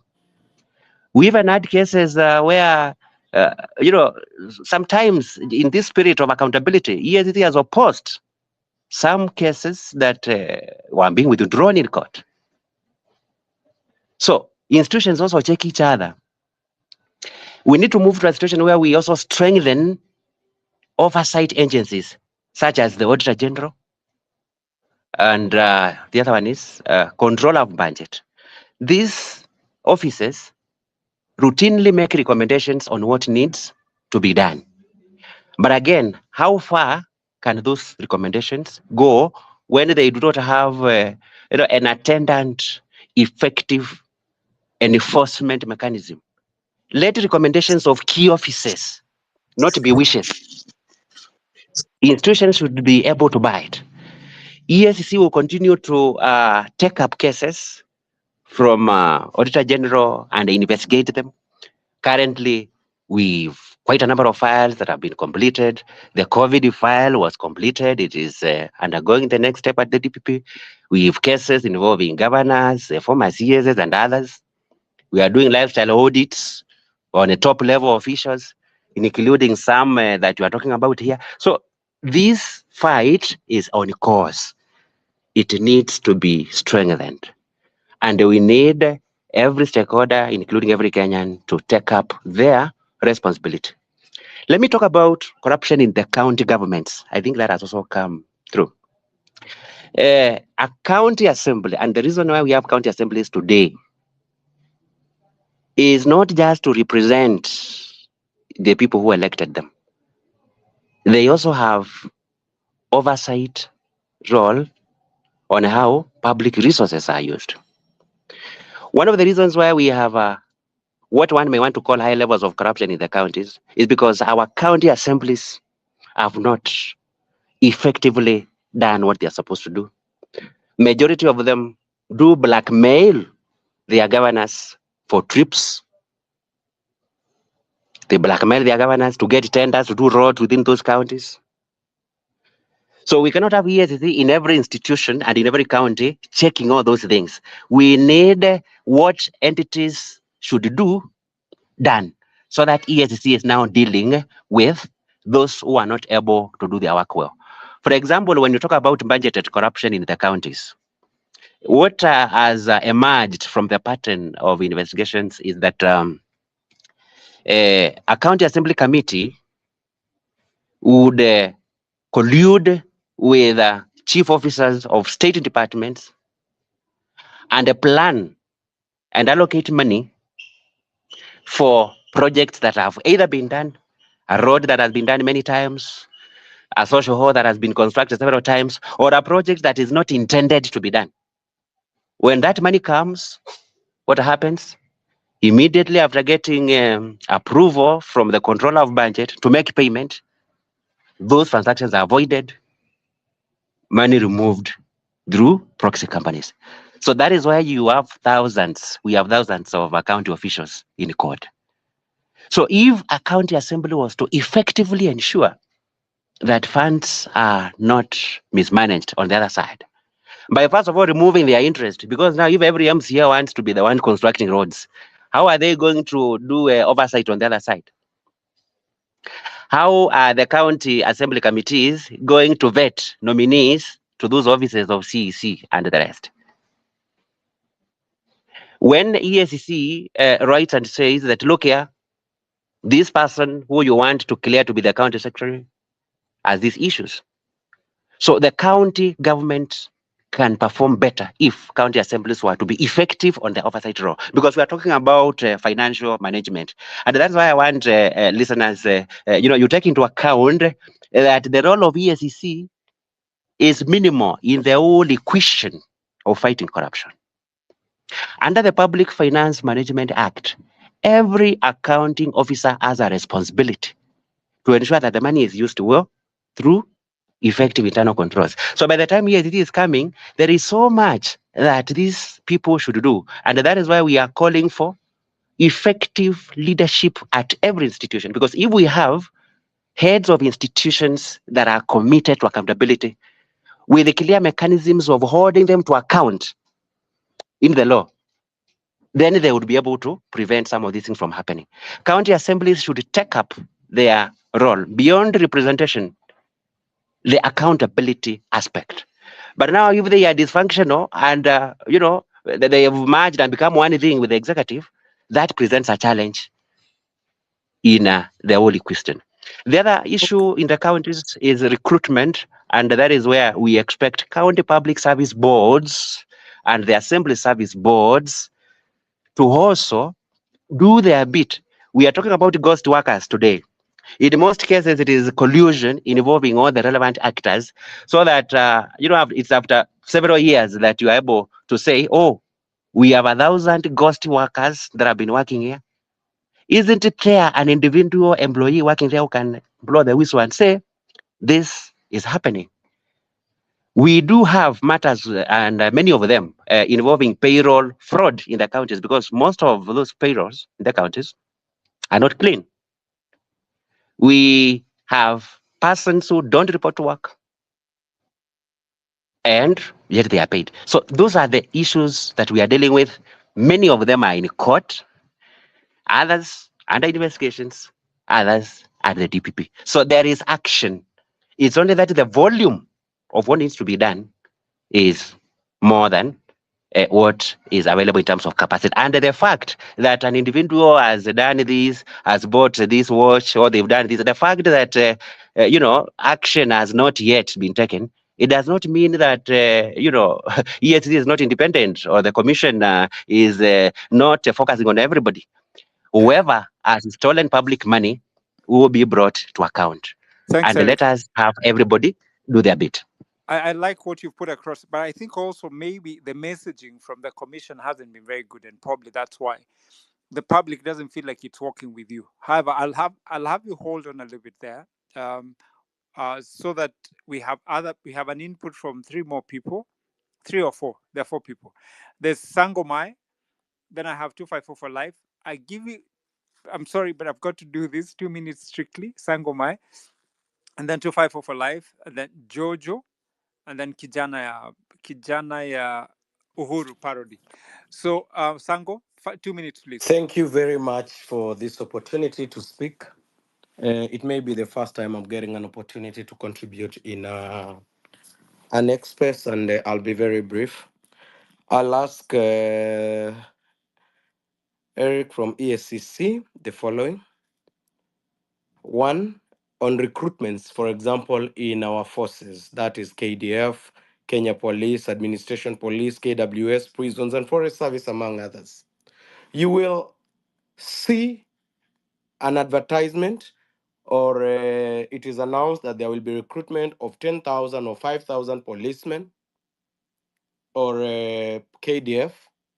When the recruitment teams are going around the country, and this is a real case, we have like 250 or 270 recruitment centers.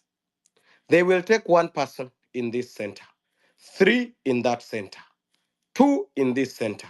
When you calculate the number of people taken from the many centers, they will be less than 1,000. Yet, whether it's Kiganjo, whether it is RTS in Eldoret, or the other recruitment centers, whether it's at Utawala, you will have the 5,000 people recruited and doing the training, and they will pass out. Where are the other people being taken from? Kenyans are complaining because they are missing the opportunities to join these forces competently because of people who go to those recruitments without following procedure. They are not taken at the recruitment centers. These recruitment slots are shared in offices, which EACC has never brought out and shown where these people are coming from. You will imagine, you will see someone, a conman, just like EACC has said the people from Kitui who were arrested the other day for going to arrest someone when they are not from EACC. Someone is arrested for giving fake recruitment letters, but those who join those recruitment centers without coming from the centers are never brought to book. But we see other people who are not even officers being. The EACC has to tell us how this is happening. Kenyans, that's why the Gen Z, I'm a millennial myself, that's why the Gen Zs are on the streets, and mostly they are not alone. They are with the others. They are with the millennials and their parents. The second issue I'll go to is EACC. Give it 30 seconds to Thank you. finish. EACC offices. It is true that some of the officers at EACC use their offices to enrich themselves or threaten, intimidate people from different departments, counties, national government to make money. And this one, I'm sorry, I will come straight. I will go to the EACC office based in Malindi. That office is minting money. You can ask to get information. They keep on inviting. They serve Kilifi County, Lamu County, and I believe Tana River County. What does that office do? They keep on calling people on issues repeatedly so that they make money. Even issues that are not at the purview of EACC, they keep on doing that so that they make money. Thank you And so much, just Sango. allow me Thank you another so 10 much, Sango. seconds for the last this issue. County assemblies and what is happening in county assemblies, they are not being investigated because It is the executives mostly that are followed, but not assemblies. We are not seeing people from assemblies mostly being prosecuted. And again, those in... Thank you, Sango. Thank you, Sango. I hate to do this, but it's because we're really Thank you. running Let out me of time. close at that. Thank you. Thank you very much. I hope, Eric, you've picked out what has been said. 254 for life, strictly 2 minutes, please. Thank you, Obeds. I'd like to be very brief, and I'd pose a challenge to Eric of EACC. First, I believe my point of view is that as a spokesperson, yes, he's done a very good job telling us what EACC has done. But the feeling of the citizenry is that EACC has not done much, and it's still not doing as much as we expected. So a point of advice, that would be one thing you need to look at. On the question bit, I'd like to challenge him on actually two direct questions. One is there is evidence and video footage, even on mass media, local media, that one MP, Oscar Sudi, had been giving 20 million to a Harambe. So I hope EACC is looking into that, and that's a challenge for him. We'd like to see what they would do about that, because I think it needs to be investigated from the onset that a sitting member of parliament, who we know what his salary is, cannot afford 20 million, but yet he keeps giving it out as Harambe money. Number two is also a challenge to him, because I know he says that they are committed to the fight. I'd also like to see an effort into an investigation, specifically for the president, because he's committed to funding the constructions of churches, and that is this morning. So I'd like to see some effort into investigating where all this money is going to come from, or whether all these harambes that have been done in the last 12 months, because there have been a couple, where the money has come from and where the money is going to, specifically investigating both the churches and the executive. Thank you. Thank you so much, 254. Jojo, it's your turn to speak. For those of you who don't know me, I'm Jojo Shukali. I'm a comedian. After going to school, getting 5 degrees, I did not have a trust in the system at all. This system, the entire system, is a system of thieves, with a chief thief on top, Ruto, who also do not seem to understand the mood. How does a company like Walmart, with thousands and thousands of employees, run without corruption happening, without the CEO being on the register? That's what I've been asking. I came to Nyeri the other day, or the municipal hall, where I did my halabe to go to United States for higher learning. It's been closed. You find mature men taking a piece besides the building. Alec from EACC, you are a complicit. I am a complicit. We are trying to fight something that is inside us. We are so corrupt, and we have allowed it to happen. And the effects of this goes back to the children and those who are being born. We have made money to be God. Ruto, you have given the defense of Kenya to Somalia. That's why we are having this kind of butchery. Kenya, we don't butcher people like the way you butcher people and put them in sacks. The corruption, we need to have a degree in corruption. Screw all these other subjects in schools. Let's have a degree in corruption. It is how best can you steal. Eric, you are complicit. You know, I'm a complicit too. We are looking at a mirror and we are lying to ourselves. What do? Chinese theorem. Go back to zero. Because Kenya is a heap of trash. We are looking at a mirror and we are lying to ourselves. I love you all. But I want to say this. Anybody who does not understand the mood of the time, everything needs to change. We need to go back to zero. There is too much stealing. You can't get a passport. You can't get an ID. You can't even take shit in the city without paying for it. Where are we headed? We need to change, each and every one of us. And if we don't change, we are going to perish. Thank you, EACC, for what you are doing. You are doing a lot of work, but still there is much more to be done. But the number one thing, Duale, you committed a genocide. Nordin Haji, you committed a genocide in Githurai and other places. You are still abducting our young people. They are still in jail.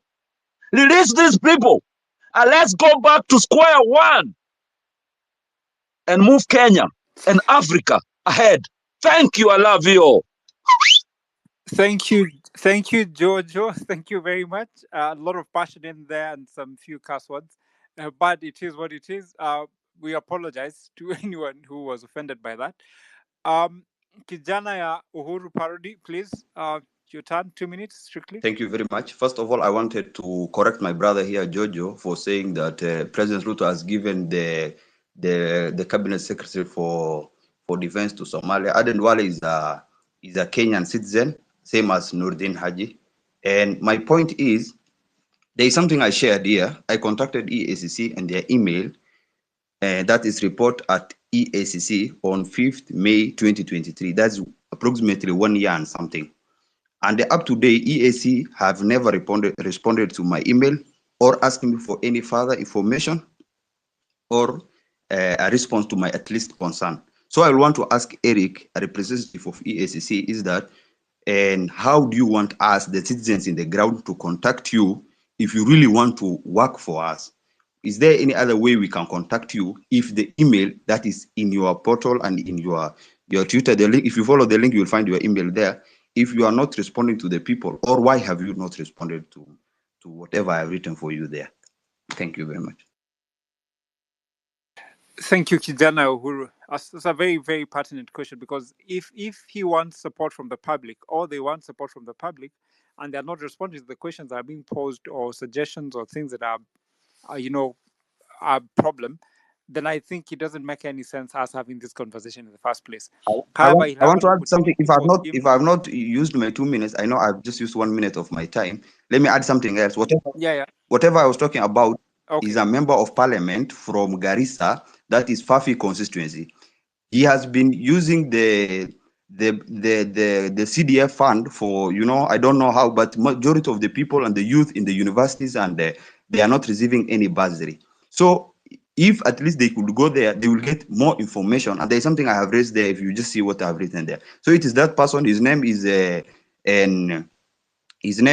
Salah Yakub. He's an MP from Fafi. If they wanted to know more information, I will share. So that's my point. Yeah, thank you. Thank you so much, Eric. Take note of that. I've seen the hands of Jean Lea Njiroge, and I've also seen Miriam. Miriam, strictly, Jan Lea, I give you a minute, strictly a minute, and then Miriam, so that we... And it's just 1 minute, and I hear Eric, I think your name is Eric from EACC, your submission, but I think you keep coming back to the volume of what needs to be done is a lot, right? The volume of what needs to be done is a lot. And for me, I think the disconnect here is like, if the volume of what needs to be done is a lot, and we have a lot of youth that is doing a lot of nothing, right? Where is this disconnect? Can we get the youth, train the youth to help from a digital perspective, technology, right, to accelerate some of these things? So that I think is what my disconnect is happening. But because we can bring technology, and we can engage the technology community, and I'm happy to help facilitate that. Thank you. Thank you, Jan Lea. That's very good. Miriam, you have your minute, and then I come to George. After that, we should be closing. Cool, thank you. I was actually hoping you would be there when I was making my submissions, because I'm reiterating what I was saying in the morning about normalizing bringing agencies onto such platforms so that Kenyans can actually direct their concerns to them, and also hear some of the things we've learned from EACC. And I like how you had to sanitize yourself. See how quickly this thing can flip on us. But you see, this is the reason why it's important to normalize this. And then the other issue is on perception, what Eric talked about, perception on the ground. And again, I'll repeat what I said. If you don't, I have had so much new information today. I just seated on my bed on a Sunday afternoon. If I have had new information today, how do you expect a mama mboga down there or a farmer to get this information and not to vote for, let me give an example of Waititu over and over again. I live in the village. When Waititu was being re-elected, I remember actually asking people, why are you electing him? And you know he was corrupt. People are like, it doesn't matter. Like, corruption wins. And you know the thing of psychology of people, they will go with what empowers them. And what we need to change that rhetoric. You mentioned, and I know you were saying it in jest, should you build schools with the proceeds that you recover? And some people said yes, you should, because you're the one who needs to take the driver's seat and control the rhetoric and the perception of the people by putting this information in their hands. Everything you said today, one last thing, everything you said today, I just hear you crying and crying wolf. There's nothing you're actually doing. Put this information in the hands of the people who need this information so that they can know what's going on. Use these proceeds to put billboards, put posters everywhere of Linturi and all these people, and all these people that you have called to order, like the people who are corrupt, like the land commissioner. Put that information in the hands of the people, because that's where it matters. The Larry demonstrations made a difference within 24 hours because the people are the ones who have the power. But if you keep it in EACC offices, don't come complaining about perception. Thank you. Thank you, Miriam. I agree. Actually, we need to, and I agree with you totally, that we need to have posters of the people who are just socially stigmatize them and make it difficult for them to appear anywhere in public. We did that. You saw what happened to this MP who talked badly, I think, about butchering 5,000 Kenyans. And he went to White Sands Hotel and he was removed from the hotel.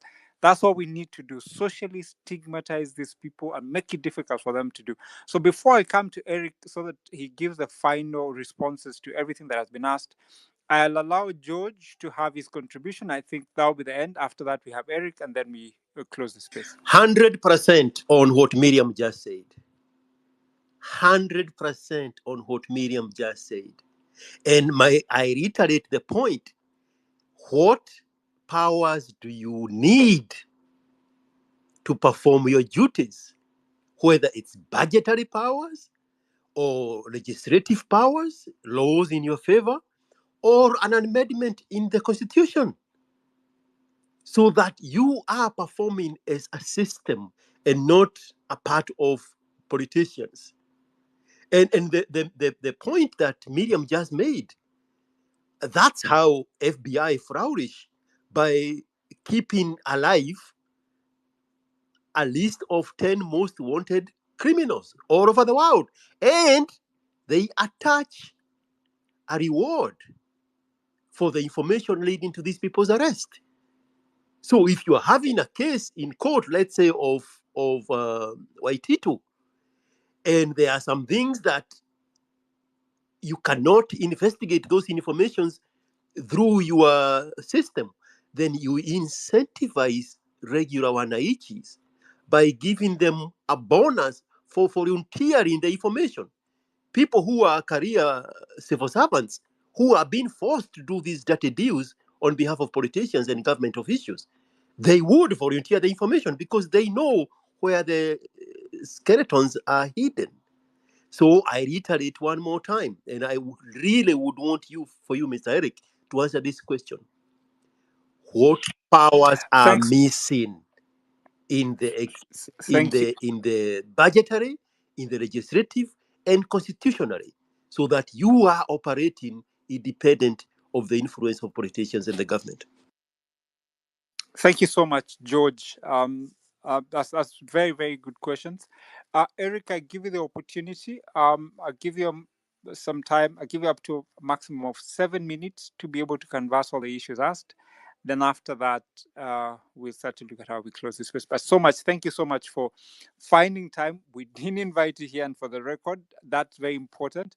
He joined because I think this is a matter to do with corruption, and it's important probably for him to clarify. So grateful that you are here. Clarify on those issues, then we end this space. Paula, I can see you amongst the listeners. If you can, please come up to the mic because we need to close the space, and we'd appreciate to have your final word. Do I proceed?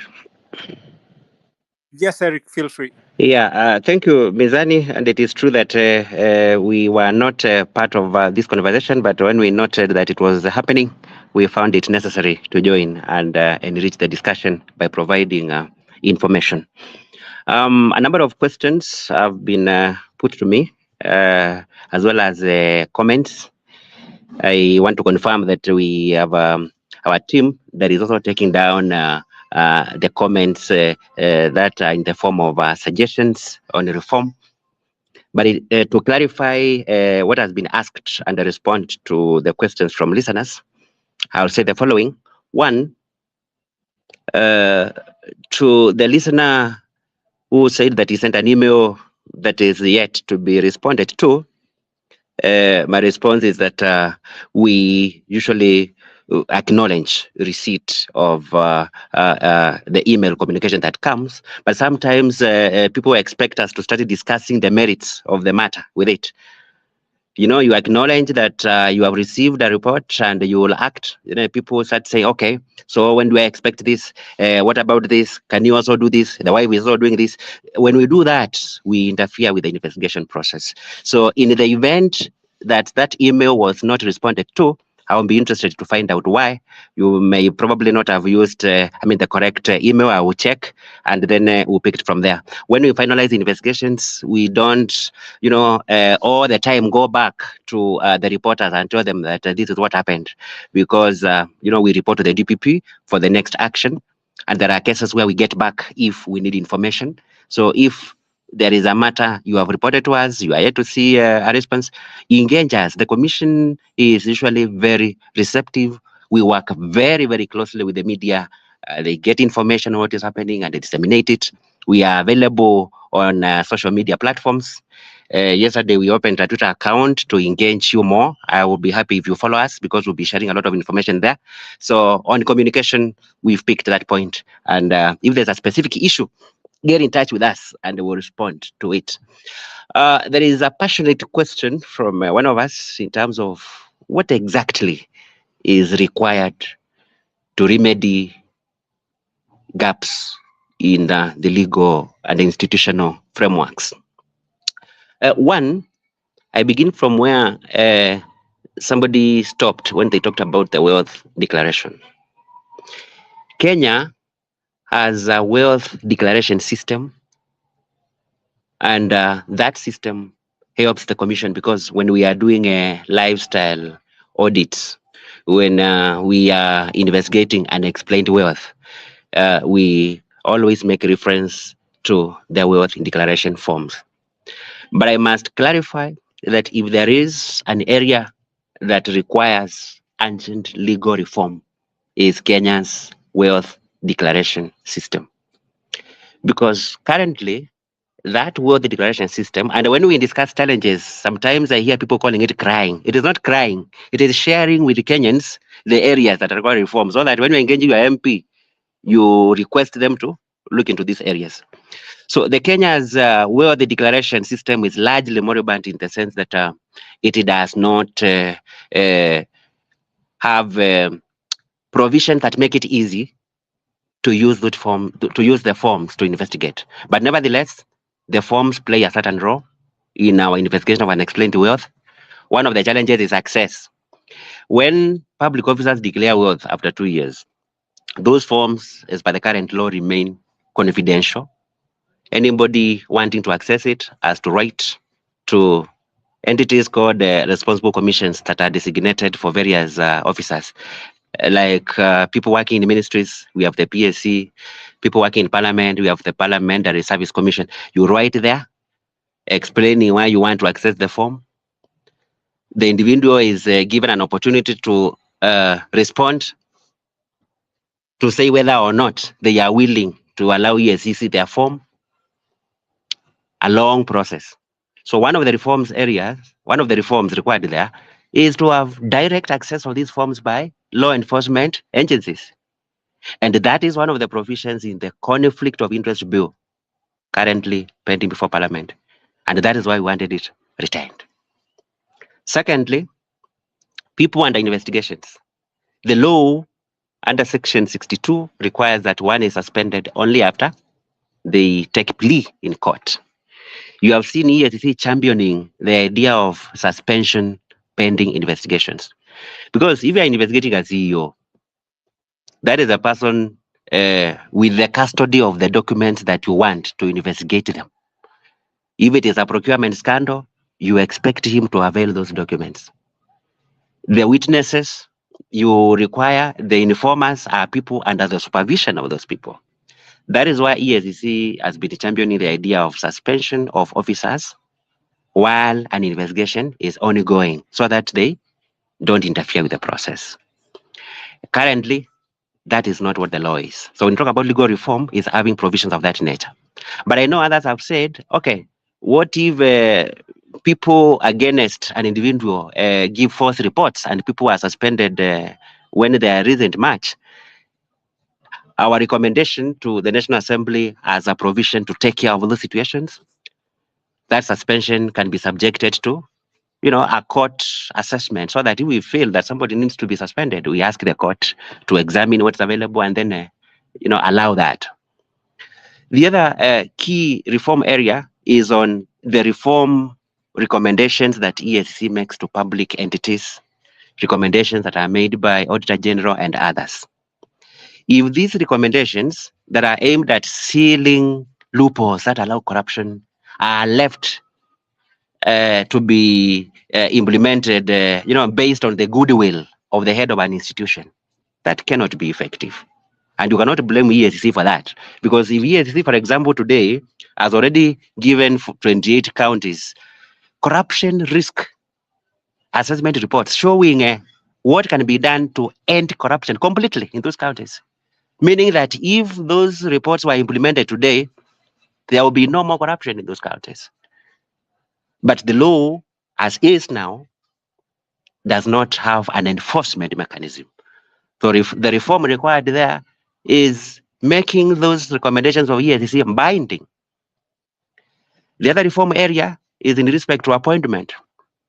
So that if EACC undertakes vetting and informs a recruiting agency or a CS or any other authority that a person has integrity issues that are outstanding, such as a case in court, that should be binding, because many times those recommendations are not complied with. Again, that is not crying, it is explaining the situation as is. So those are the legal reforms that are required to strengthen what the EACC does. The other thing is in respect to sanctions for corruption. I know some commentators have argued that we can introduce minimum sentences for corruption, such as the case for the Sexual Offences Act. I know others have said that, okay, when you do that, you take away the discretion of the magistrate. But these are, technical issues and a debate that is still ongoing. But from where we sit, making the sentences stiffer, I think that can deter corrupt conduct more. Some have said that, okay, instead of the fines, why can't we have a pure custodial sentence? Those are suggestions. But what I want to emphasize is timelines. If the law is also amended to create timelines within which these cases should be heard and finalized, and then resources provided. Because you can say that cases are supposed to take 6 months, but you don't have enough judges, enough prosecutors, and enough investigators. So that should go hand in hand with strengthening those institutions. The other one, and I mentioned this, Chapter 6 of the Constitution is such a good law that can help end impunity and the corruption in our motherland. But again, without attendant enforcement mechanisms in the form of a proper enabling legislation, the provisions under Chapter 6 remain wishes. Because what we have under the leadership, under the Integrity Act, is not sufficient. And I know majority of those who are here are aware of that. If, for example, we say that for you to be barred from elections on the account of integrity, you must have exhausted avenues for appeal. honestly, integrity is not about criminal prosecution. There are other issues, ethical issues, how one behaves in the community, etc. Another one talked about schools and the money sent to schools. How do we protect that? A number of cases where theft has taken place have come to us. We have acted on some, but again, back to what I said, 80% of the things that require to be done to end corruption within institutions just require administrative controls. And for that to happen, the man or woman at the helm, PS, CS, must do what they are supposed to do. Governors should put in place mechanisms to ensure that money is not stolen. We still have counties that are using manual systems deliberately.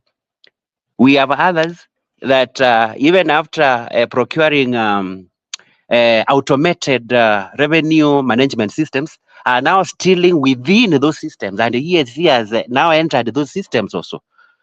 Watu wanaimba ndani ya hiyo mtandao, having people with the super user rights to alter revenue data. So this gives you the picture that the 700 people at EACC require support from every Kenyan in order to address the widespread corruption in various institutions. And as I conclude, the people who steal public resources are not from us.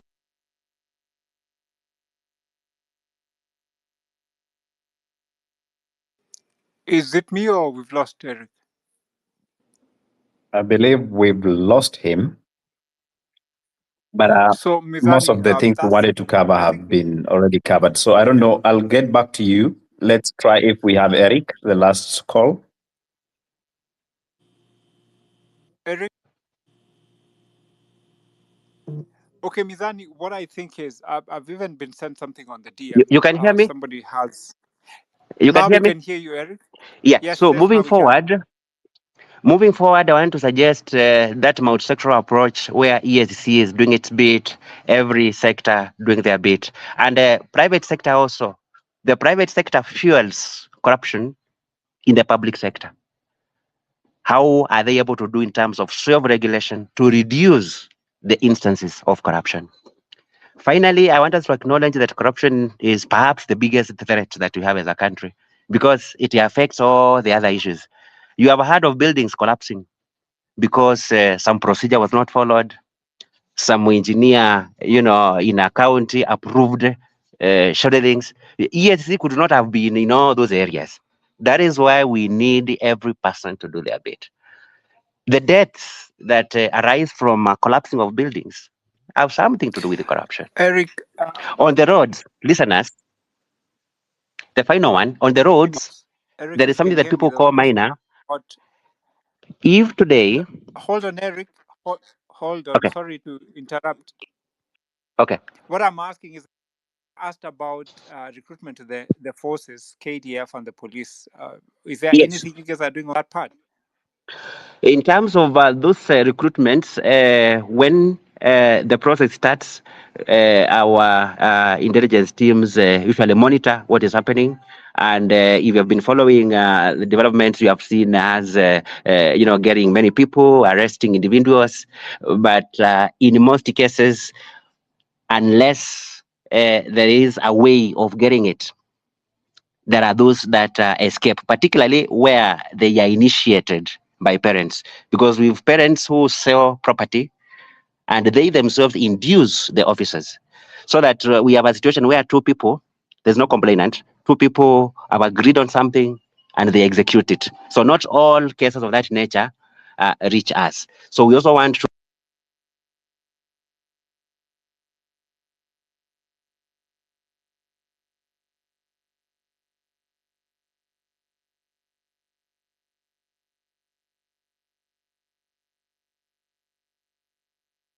Pardon me, I can't hear Eric. Can you, Obed? All right, we can't hear him. So you can't hear me? All right. I think, Eric, you're receiving calls that are interrupting. Maybe just make it very quick, 30 seconds. Yeah, I was saying that it is important that when Kenyans experience situations where corruption has taken place, you can always quickly notify us, because it is not every time we are able to automatically know what has happened somewhere. So if Kenyans could have the culture of also reporting and exposing corrupt conduct, it can help us a lot. We have an anonymous reporting system on our website. If you go to eacc.go.ke, you will be prompted to report corruption. That will help us. If you engage us through our regional offices across the country, we will always act on your reports the way we do. And sometimes when you have these conversations, you need information. It is important to discuss things based on actually accurate information. We are open and we can always give such information as one may require. If there is something I've not addressed, we can still engage even away from this platform after it's done. I think that's all, unless I've left something. I think Obeds and Mizani, before Eric quickly goes, Eric, I would honestly, and I've really wanted to request for this mic to ask you two specific questions. I want to make it a story. They'll be very direct. So my first question is, I've heard you overly mention county governments. I've rarely heard you speak on the national government. So is the focus of looking at corruption overly, probably focused on county governments? Because I've really had challenges, you citing anything that is happening, especially with national government, having that's where the biggest budget in my own view, and even major corruption cases happen. So we thank you guys, yes, for what you're trying to do on the county governments, but I would really like to see the same zeal and hear examples being cited of what you're doing in the national government. You also mentioned about the reports, the risk reports you send to governors. Do you send the same to the president and all these other institutions within the executive at national government level? My second question and last question would be, the money that you guys recover that is from corruption, where is that money taken? And who is mandated to perhaps know that money is actually being taken back to the rightful players or offices to be used in the right manner and not even stolen when it's being returned? So I think, to me, those would be very important questions of interest. And probably finally, what is EACC doing? Does it have a mandate to also educate the populace on what is actually expected? I've seen you have things like National Integrity Academy to train your staff, integrity education. What are you doing in your master plans or program of work to also educate the public on most of the areas you violated on this space? Thank you. Thank you. I could directly answer the question. Eric, just give me a minute. Eric, did just give not me a minute. respond to it. The numbers recruited at the recruitment centers does not match the numbers in the training schools for officers. Where do these other officers come from? It is not a matter of parents corrupting for their children to get into those offices. The issue is the recruitment is announced for 5,000. Those recruited at the centers are 1,000. Where do the others come from? And how comes we don't see any prosecutions or what happens? Thank you. Okay. Thank you, Eric. Thank you, Eric. Sometimes I want to engage in an area that I'm not involved in. For example, when it comes to police recruitment, I have known one person who was a high jumper, who at then being high jumper was told to go to the local station, to go to the recruitment center. You will be hired. But now there are people over there who perform, but now they need that talent, and he was hired for that, but now he is hired on a special talent position. Let me not talk about that. This issue about EACC that I have, because there was so many questions that are withdrawn and something, and it has been used politically to ruin careers of people. Like, for example, Kimunya in 2008, they were going beyond. There was Grand Regency and there was Safaricom. You remember Kimunya must go. Kimunya has never been charged for that question. It does not mean that Kimunya is clean.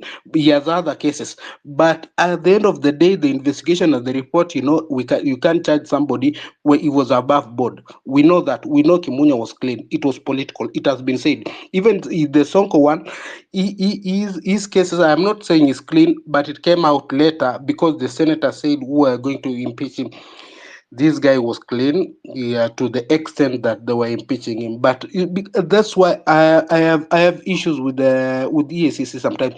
Now EACC, you want to tell us you're above board, you are very transparent and everything. Why is it that when you advertise position, you are not like other organizations that publishes the list of the people who you are going to hire, the qualification and everything, and even put us a comment of these people we are going to show, we are putting there, we are going to hire them, we are going not to hire them, we are going to interview them.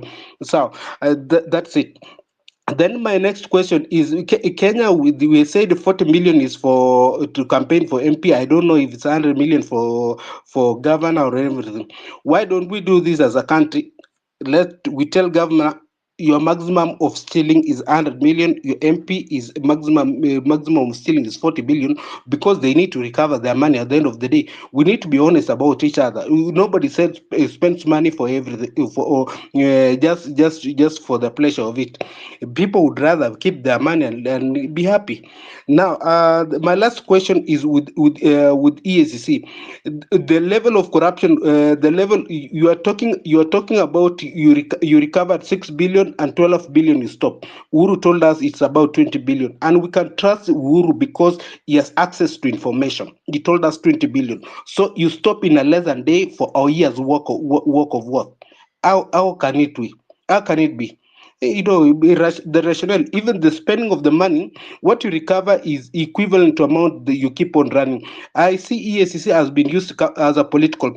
EACC, according to me, died the time Lumumba fought against Cecil Mbarire on that case, and Mbarire won.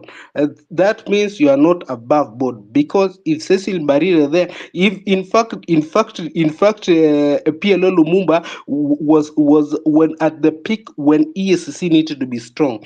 In fact, he went on a demonstration to Ministry of Land, and the Commissioner of Ministry of Land told him, it was a she, told her instead of demonstrating, he'd be investigating these things. We have so many cases in this country. I can't say that people are clean, because people in this country have a propensity of stealing, and we can't get clean people in this country because they are a reflection of us. But again, EACC at least should become above board, or starting from the organization itself. They should be publishing everything, and everything should be known. And these things of calling people All right, 150. here you have to learn. We must be completing this conversation. I think you've put across your point. We get it. Thank you. Thank you. I don't want to be rude, but we really have to. Every good thing has an ending, and I would love to have a conclusion to this talk. I therefore want to request us to accept that this must come to an end. But before that, Eric, unfortunately, you have a lot to convince these gentlemen and ladies that you are doing the very best as an organization to address the issues surrounding corruption. And it's not just corruption, there's the issue of integrity and accountability. So I'll give you 2 minutes, Eric, to make your final remarks, consolidating everything that has been raised as questions, including the issue of recruitment and where do these ghost employees or trainees come from after recruitment. EACC, courtesy of Eric, please. Thank you very much. I want to be very quick because I'm also losing my charge shortly. Starting with the question regarding whether we are only focusing on counties, because I've talked about it more. I want to say that the challenge of corruption cuts across both the levels of government. Perhaps the reason why I was talking about counties more is because unlike the national government that has accountability mechanisms in the running of institutions, we have counties that today don't even have the basic accountability mechanisms for protection of public funds. And that is why the problem is more prevalent there. In terms of action, again, following what has happened in recent months, you have seen senators at EACC, you have seen heads of state corporation, Mzalendo Kimbuncha and the 400 million paid to ghost workers. Recently, Director General Nita, Tanahadi, 297 million, and many more. There is a lot of information on those, and we realize that it cuts across both levels. Where does the recovered money goes? The law requires that whatever is recovered is sent to the consolidated fund, and we've been sending that money to PS Treasury. If it is in the form of assets, be it land or government houses, they revert to those institutions. But I also acknowledge that we have another challenge of regrabbing of what has been recovered. So there are cases where after those properties go to the institution,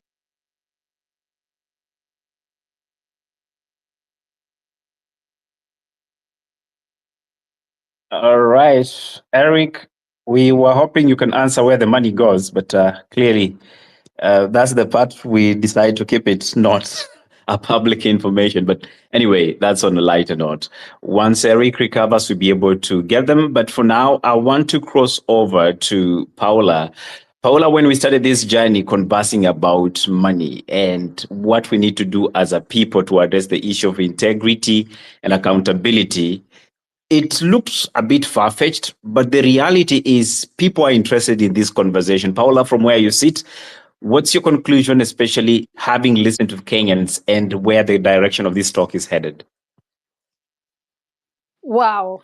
My reaction is wow. I think we've been here for nearly 6 hours, and I had no expectation we would go this long. Ellie, it's really thanks to you and Obed for pulling this off and being such great moderators. You've been able to keep people interested and engaged.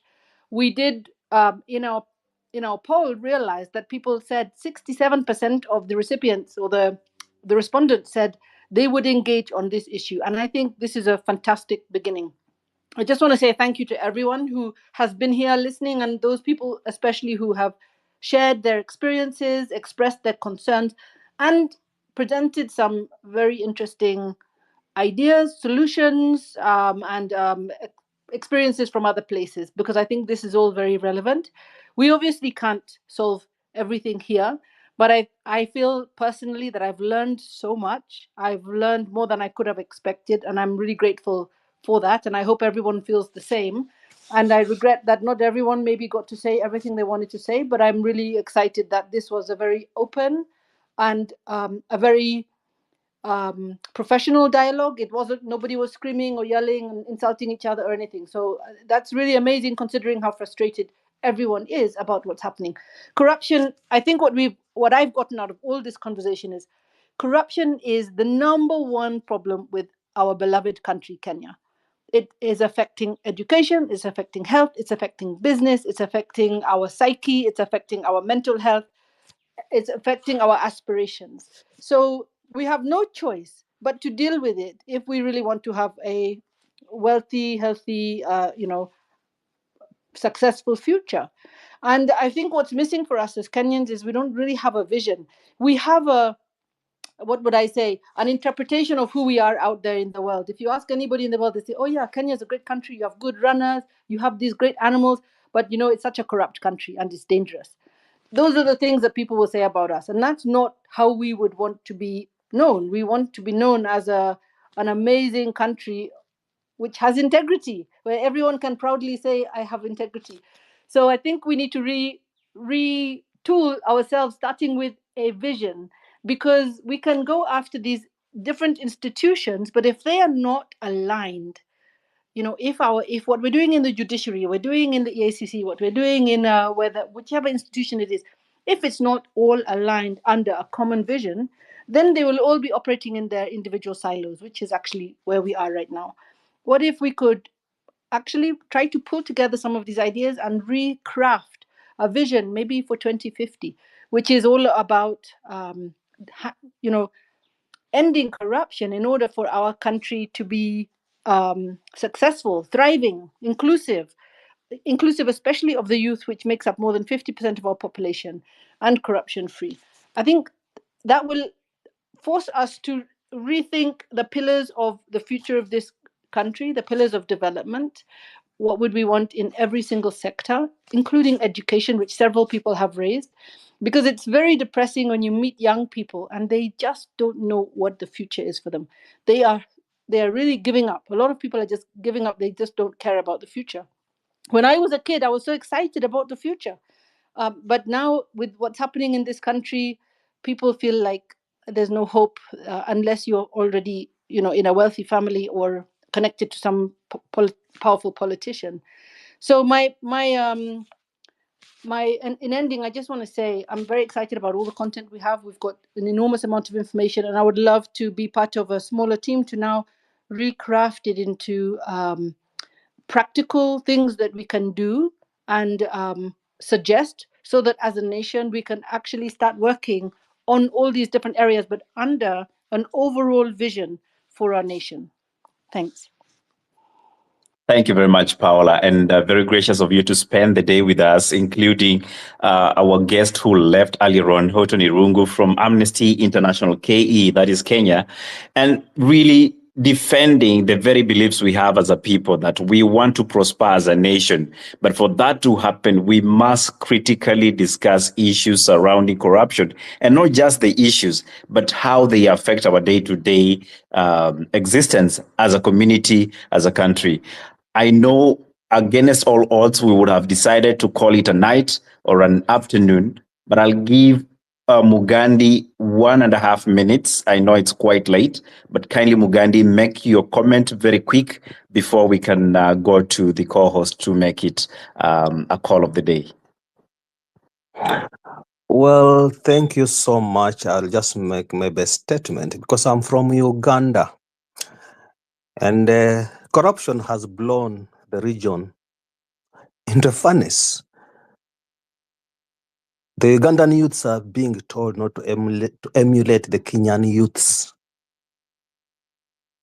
So what have the Kenyan youths done wrong that the Ugandan youths are being told not to emulate, and they have now deployed the army?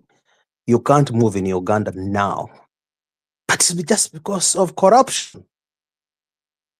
And nobody should give corruption lip service. Thank you. Thank you very much. Eric, are you there with us? Do you want to finish the statement you had earlier on, or should I proceed to Obets? We don't have Eric. George, anything? Oh, Eric is there. Eric. Your mic is muted. Unmute. Okay, now you unmuted. Proceed, Eric. Yes, I was saying that the challenge of corruption cuts across both the national and county governments. So we need to strengthen internal controls. That will help. Then to the gentleman who had said that there is an email they wrote, I want to advise that they get in touch with us. Some of the issues that have come across this platform are also in the form of reports that the commission will follow. So if you have a matter that you feel that has not been addressed, because it is possible that we don't have some of the things that are happening out there, please give us that information. You can reach us through our anonymous report system that is on our website. We have an office in Kisumu.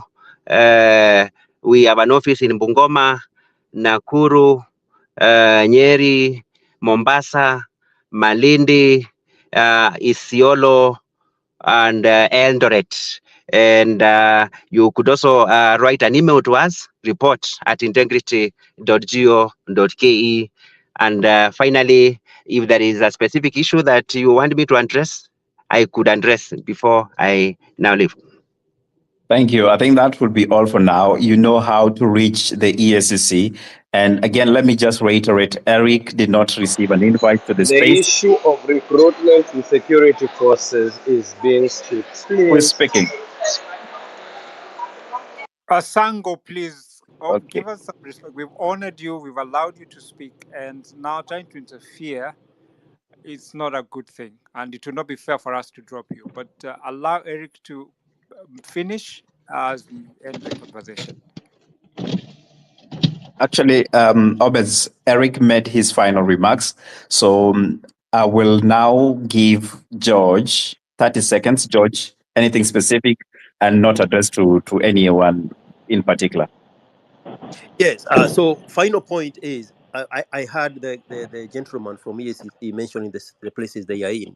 I would also suggest after hearing the temperature on the ground from the people giving him feedback that they implement visiting these areas in town hall kind of settings so that they are getting in touch with the people on a regular basis so that this information is not delayed or relayed in special meetings, but they make it commonplace for them to interact with the people and hear exactly what is missing. And he never mentioned any office in central Kenya. Probably you need one in Moranga and specifically investigate Mwangi area.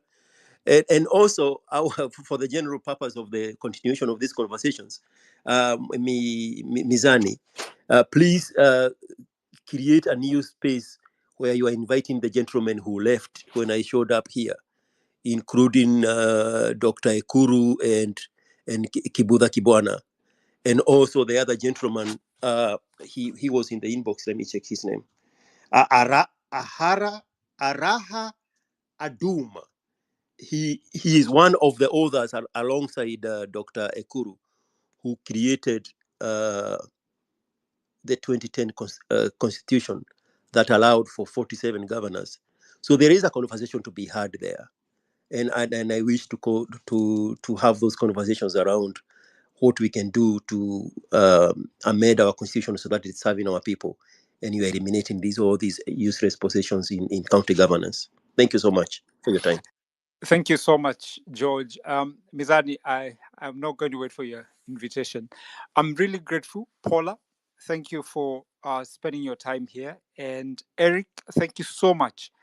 Without invitation, you've been very, very useful. What I think is very important now, as Mizani 254, what we've tried to do is to have conversations that are impactful. And what we are looking forward to is to be able to, like Paula said, maybe to a small committee of people to work out and, give the suggestions that have been done, have been said here, and the things that can work. The commission can look at them and see if it can be worked upon.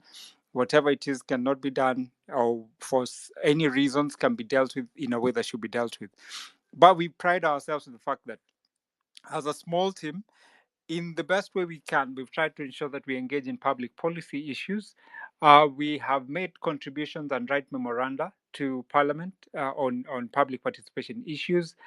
And we have endeavored, and if it is possible, we would like to, if we can help to collaborate this matter and, help with public information dissemination, because I feel EACC's problem maybe is messaging, because there's a lot of information you've given us today here that many other people probably didn't know.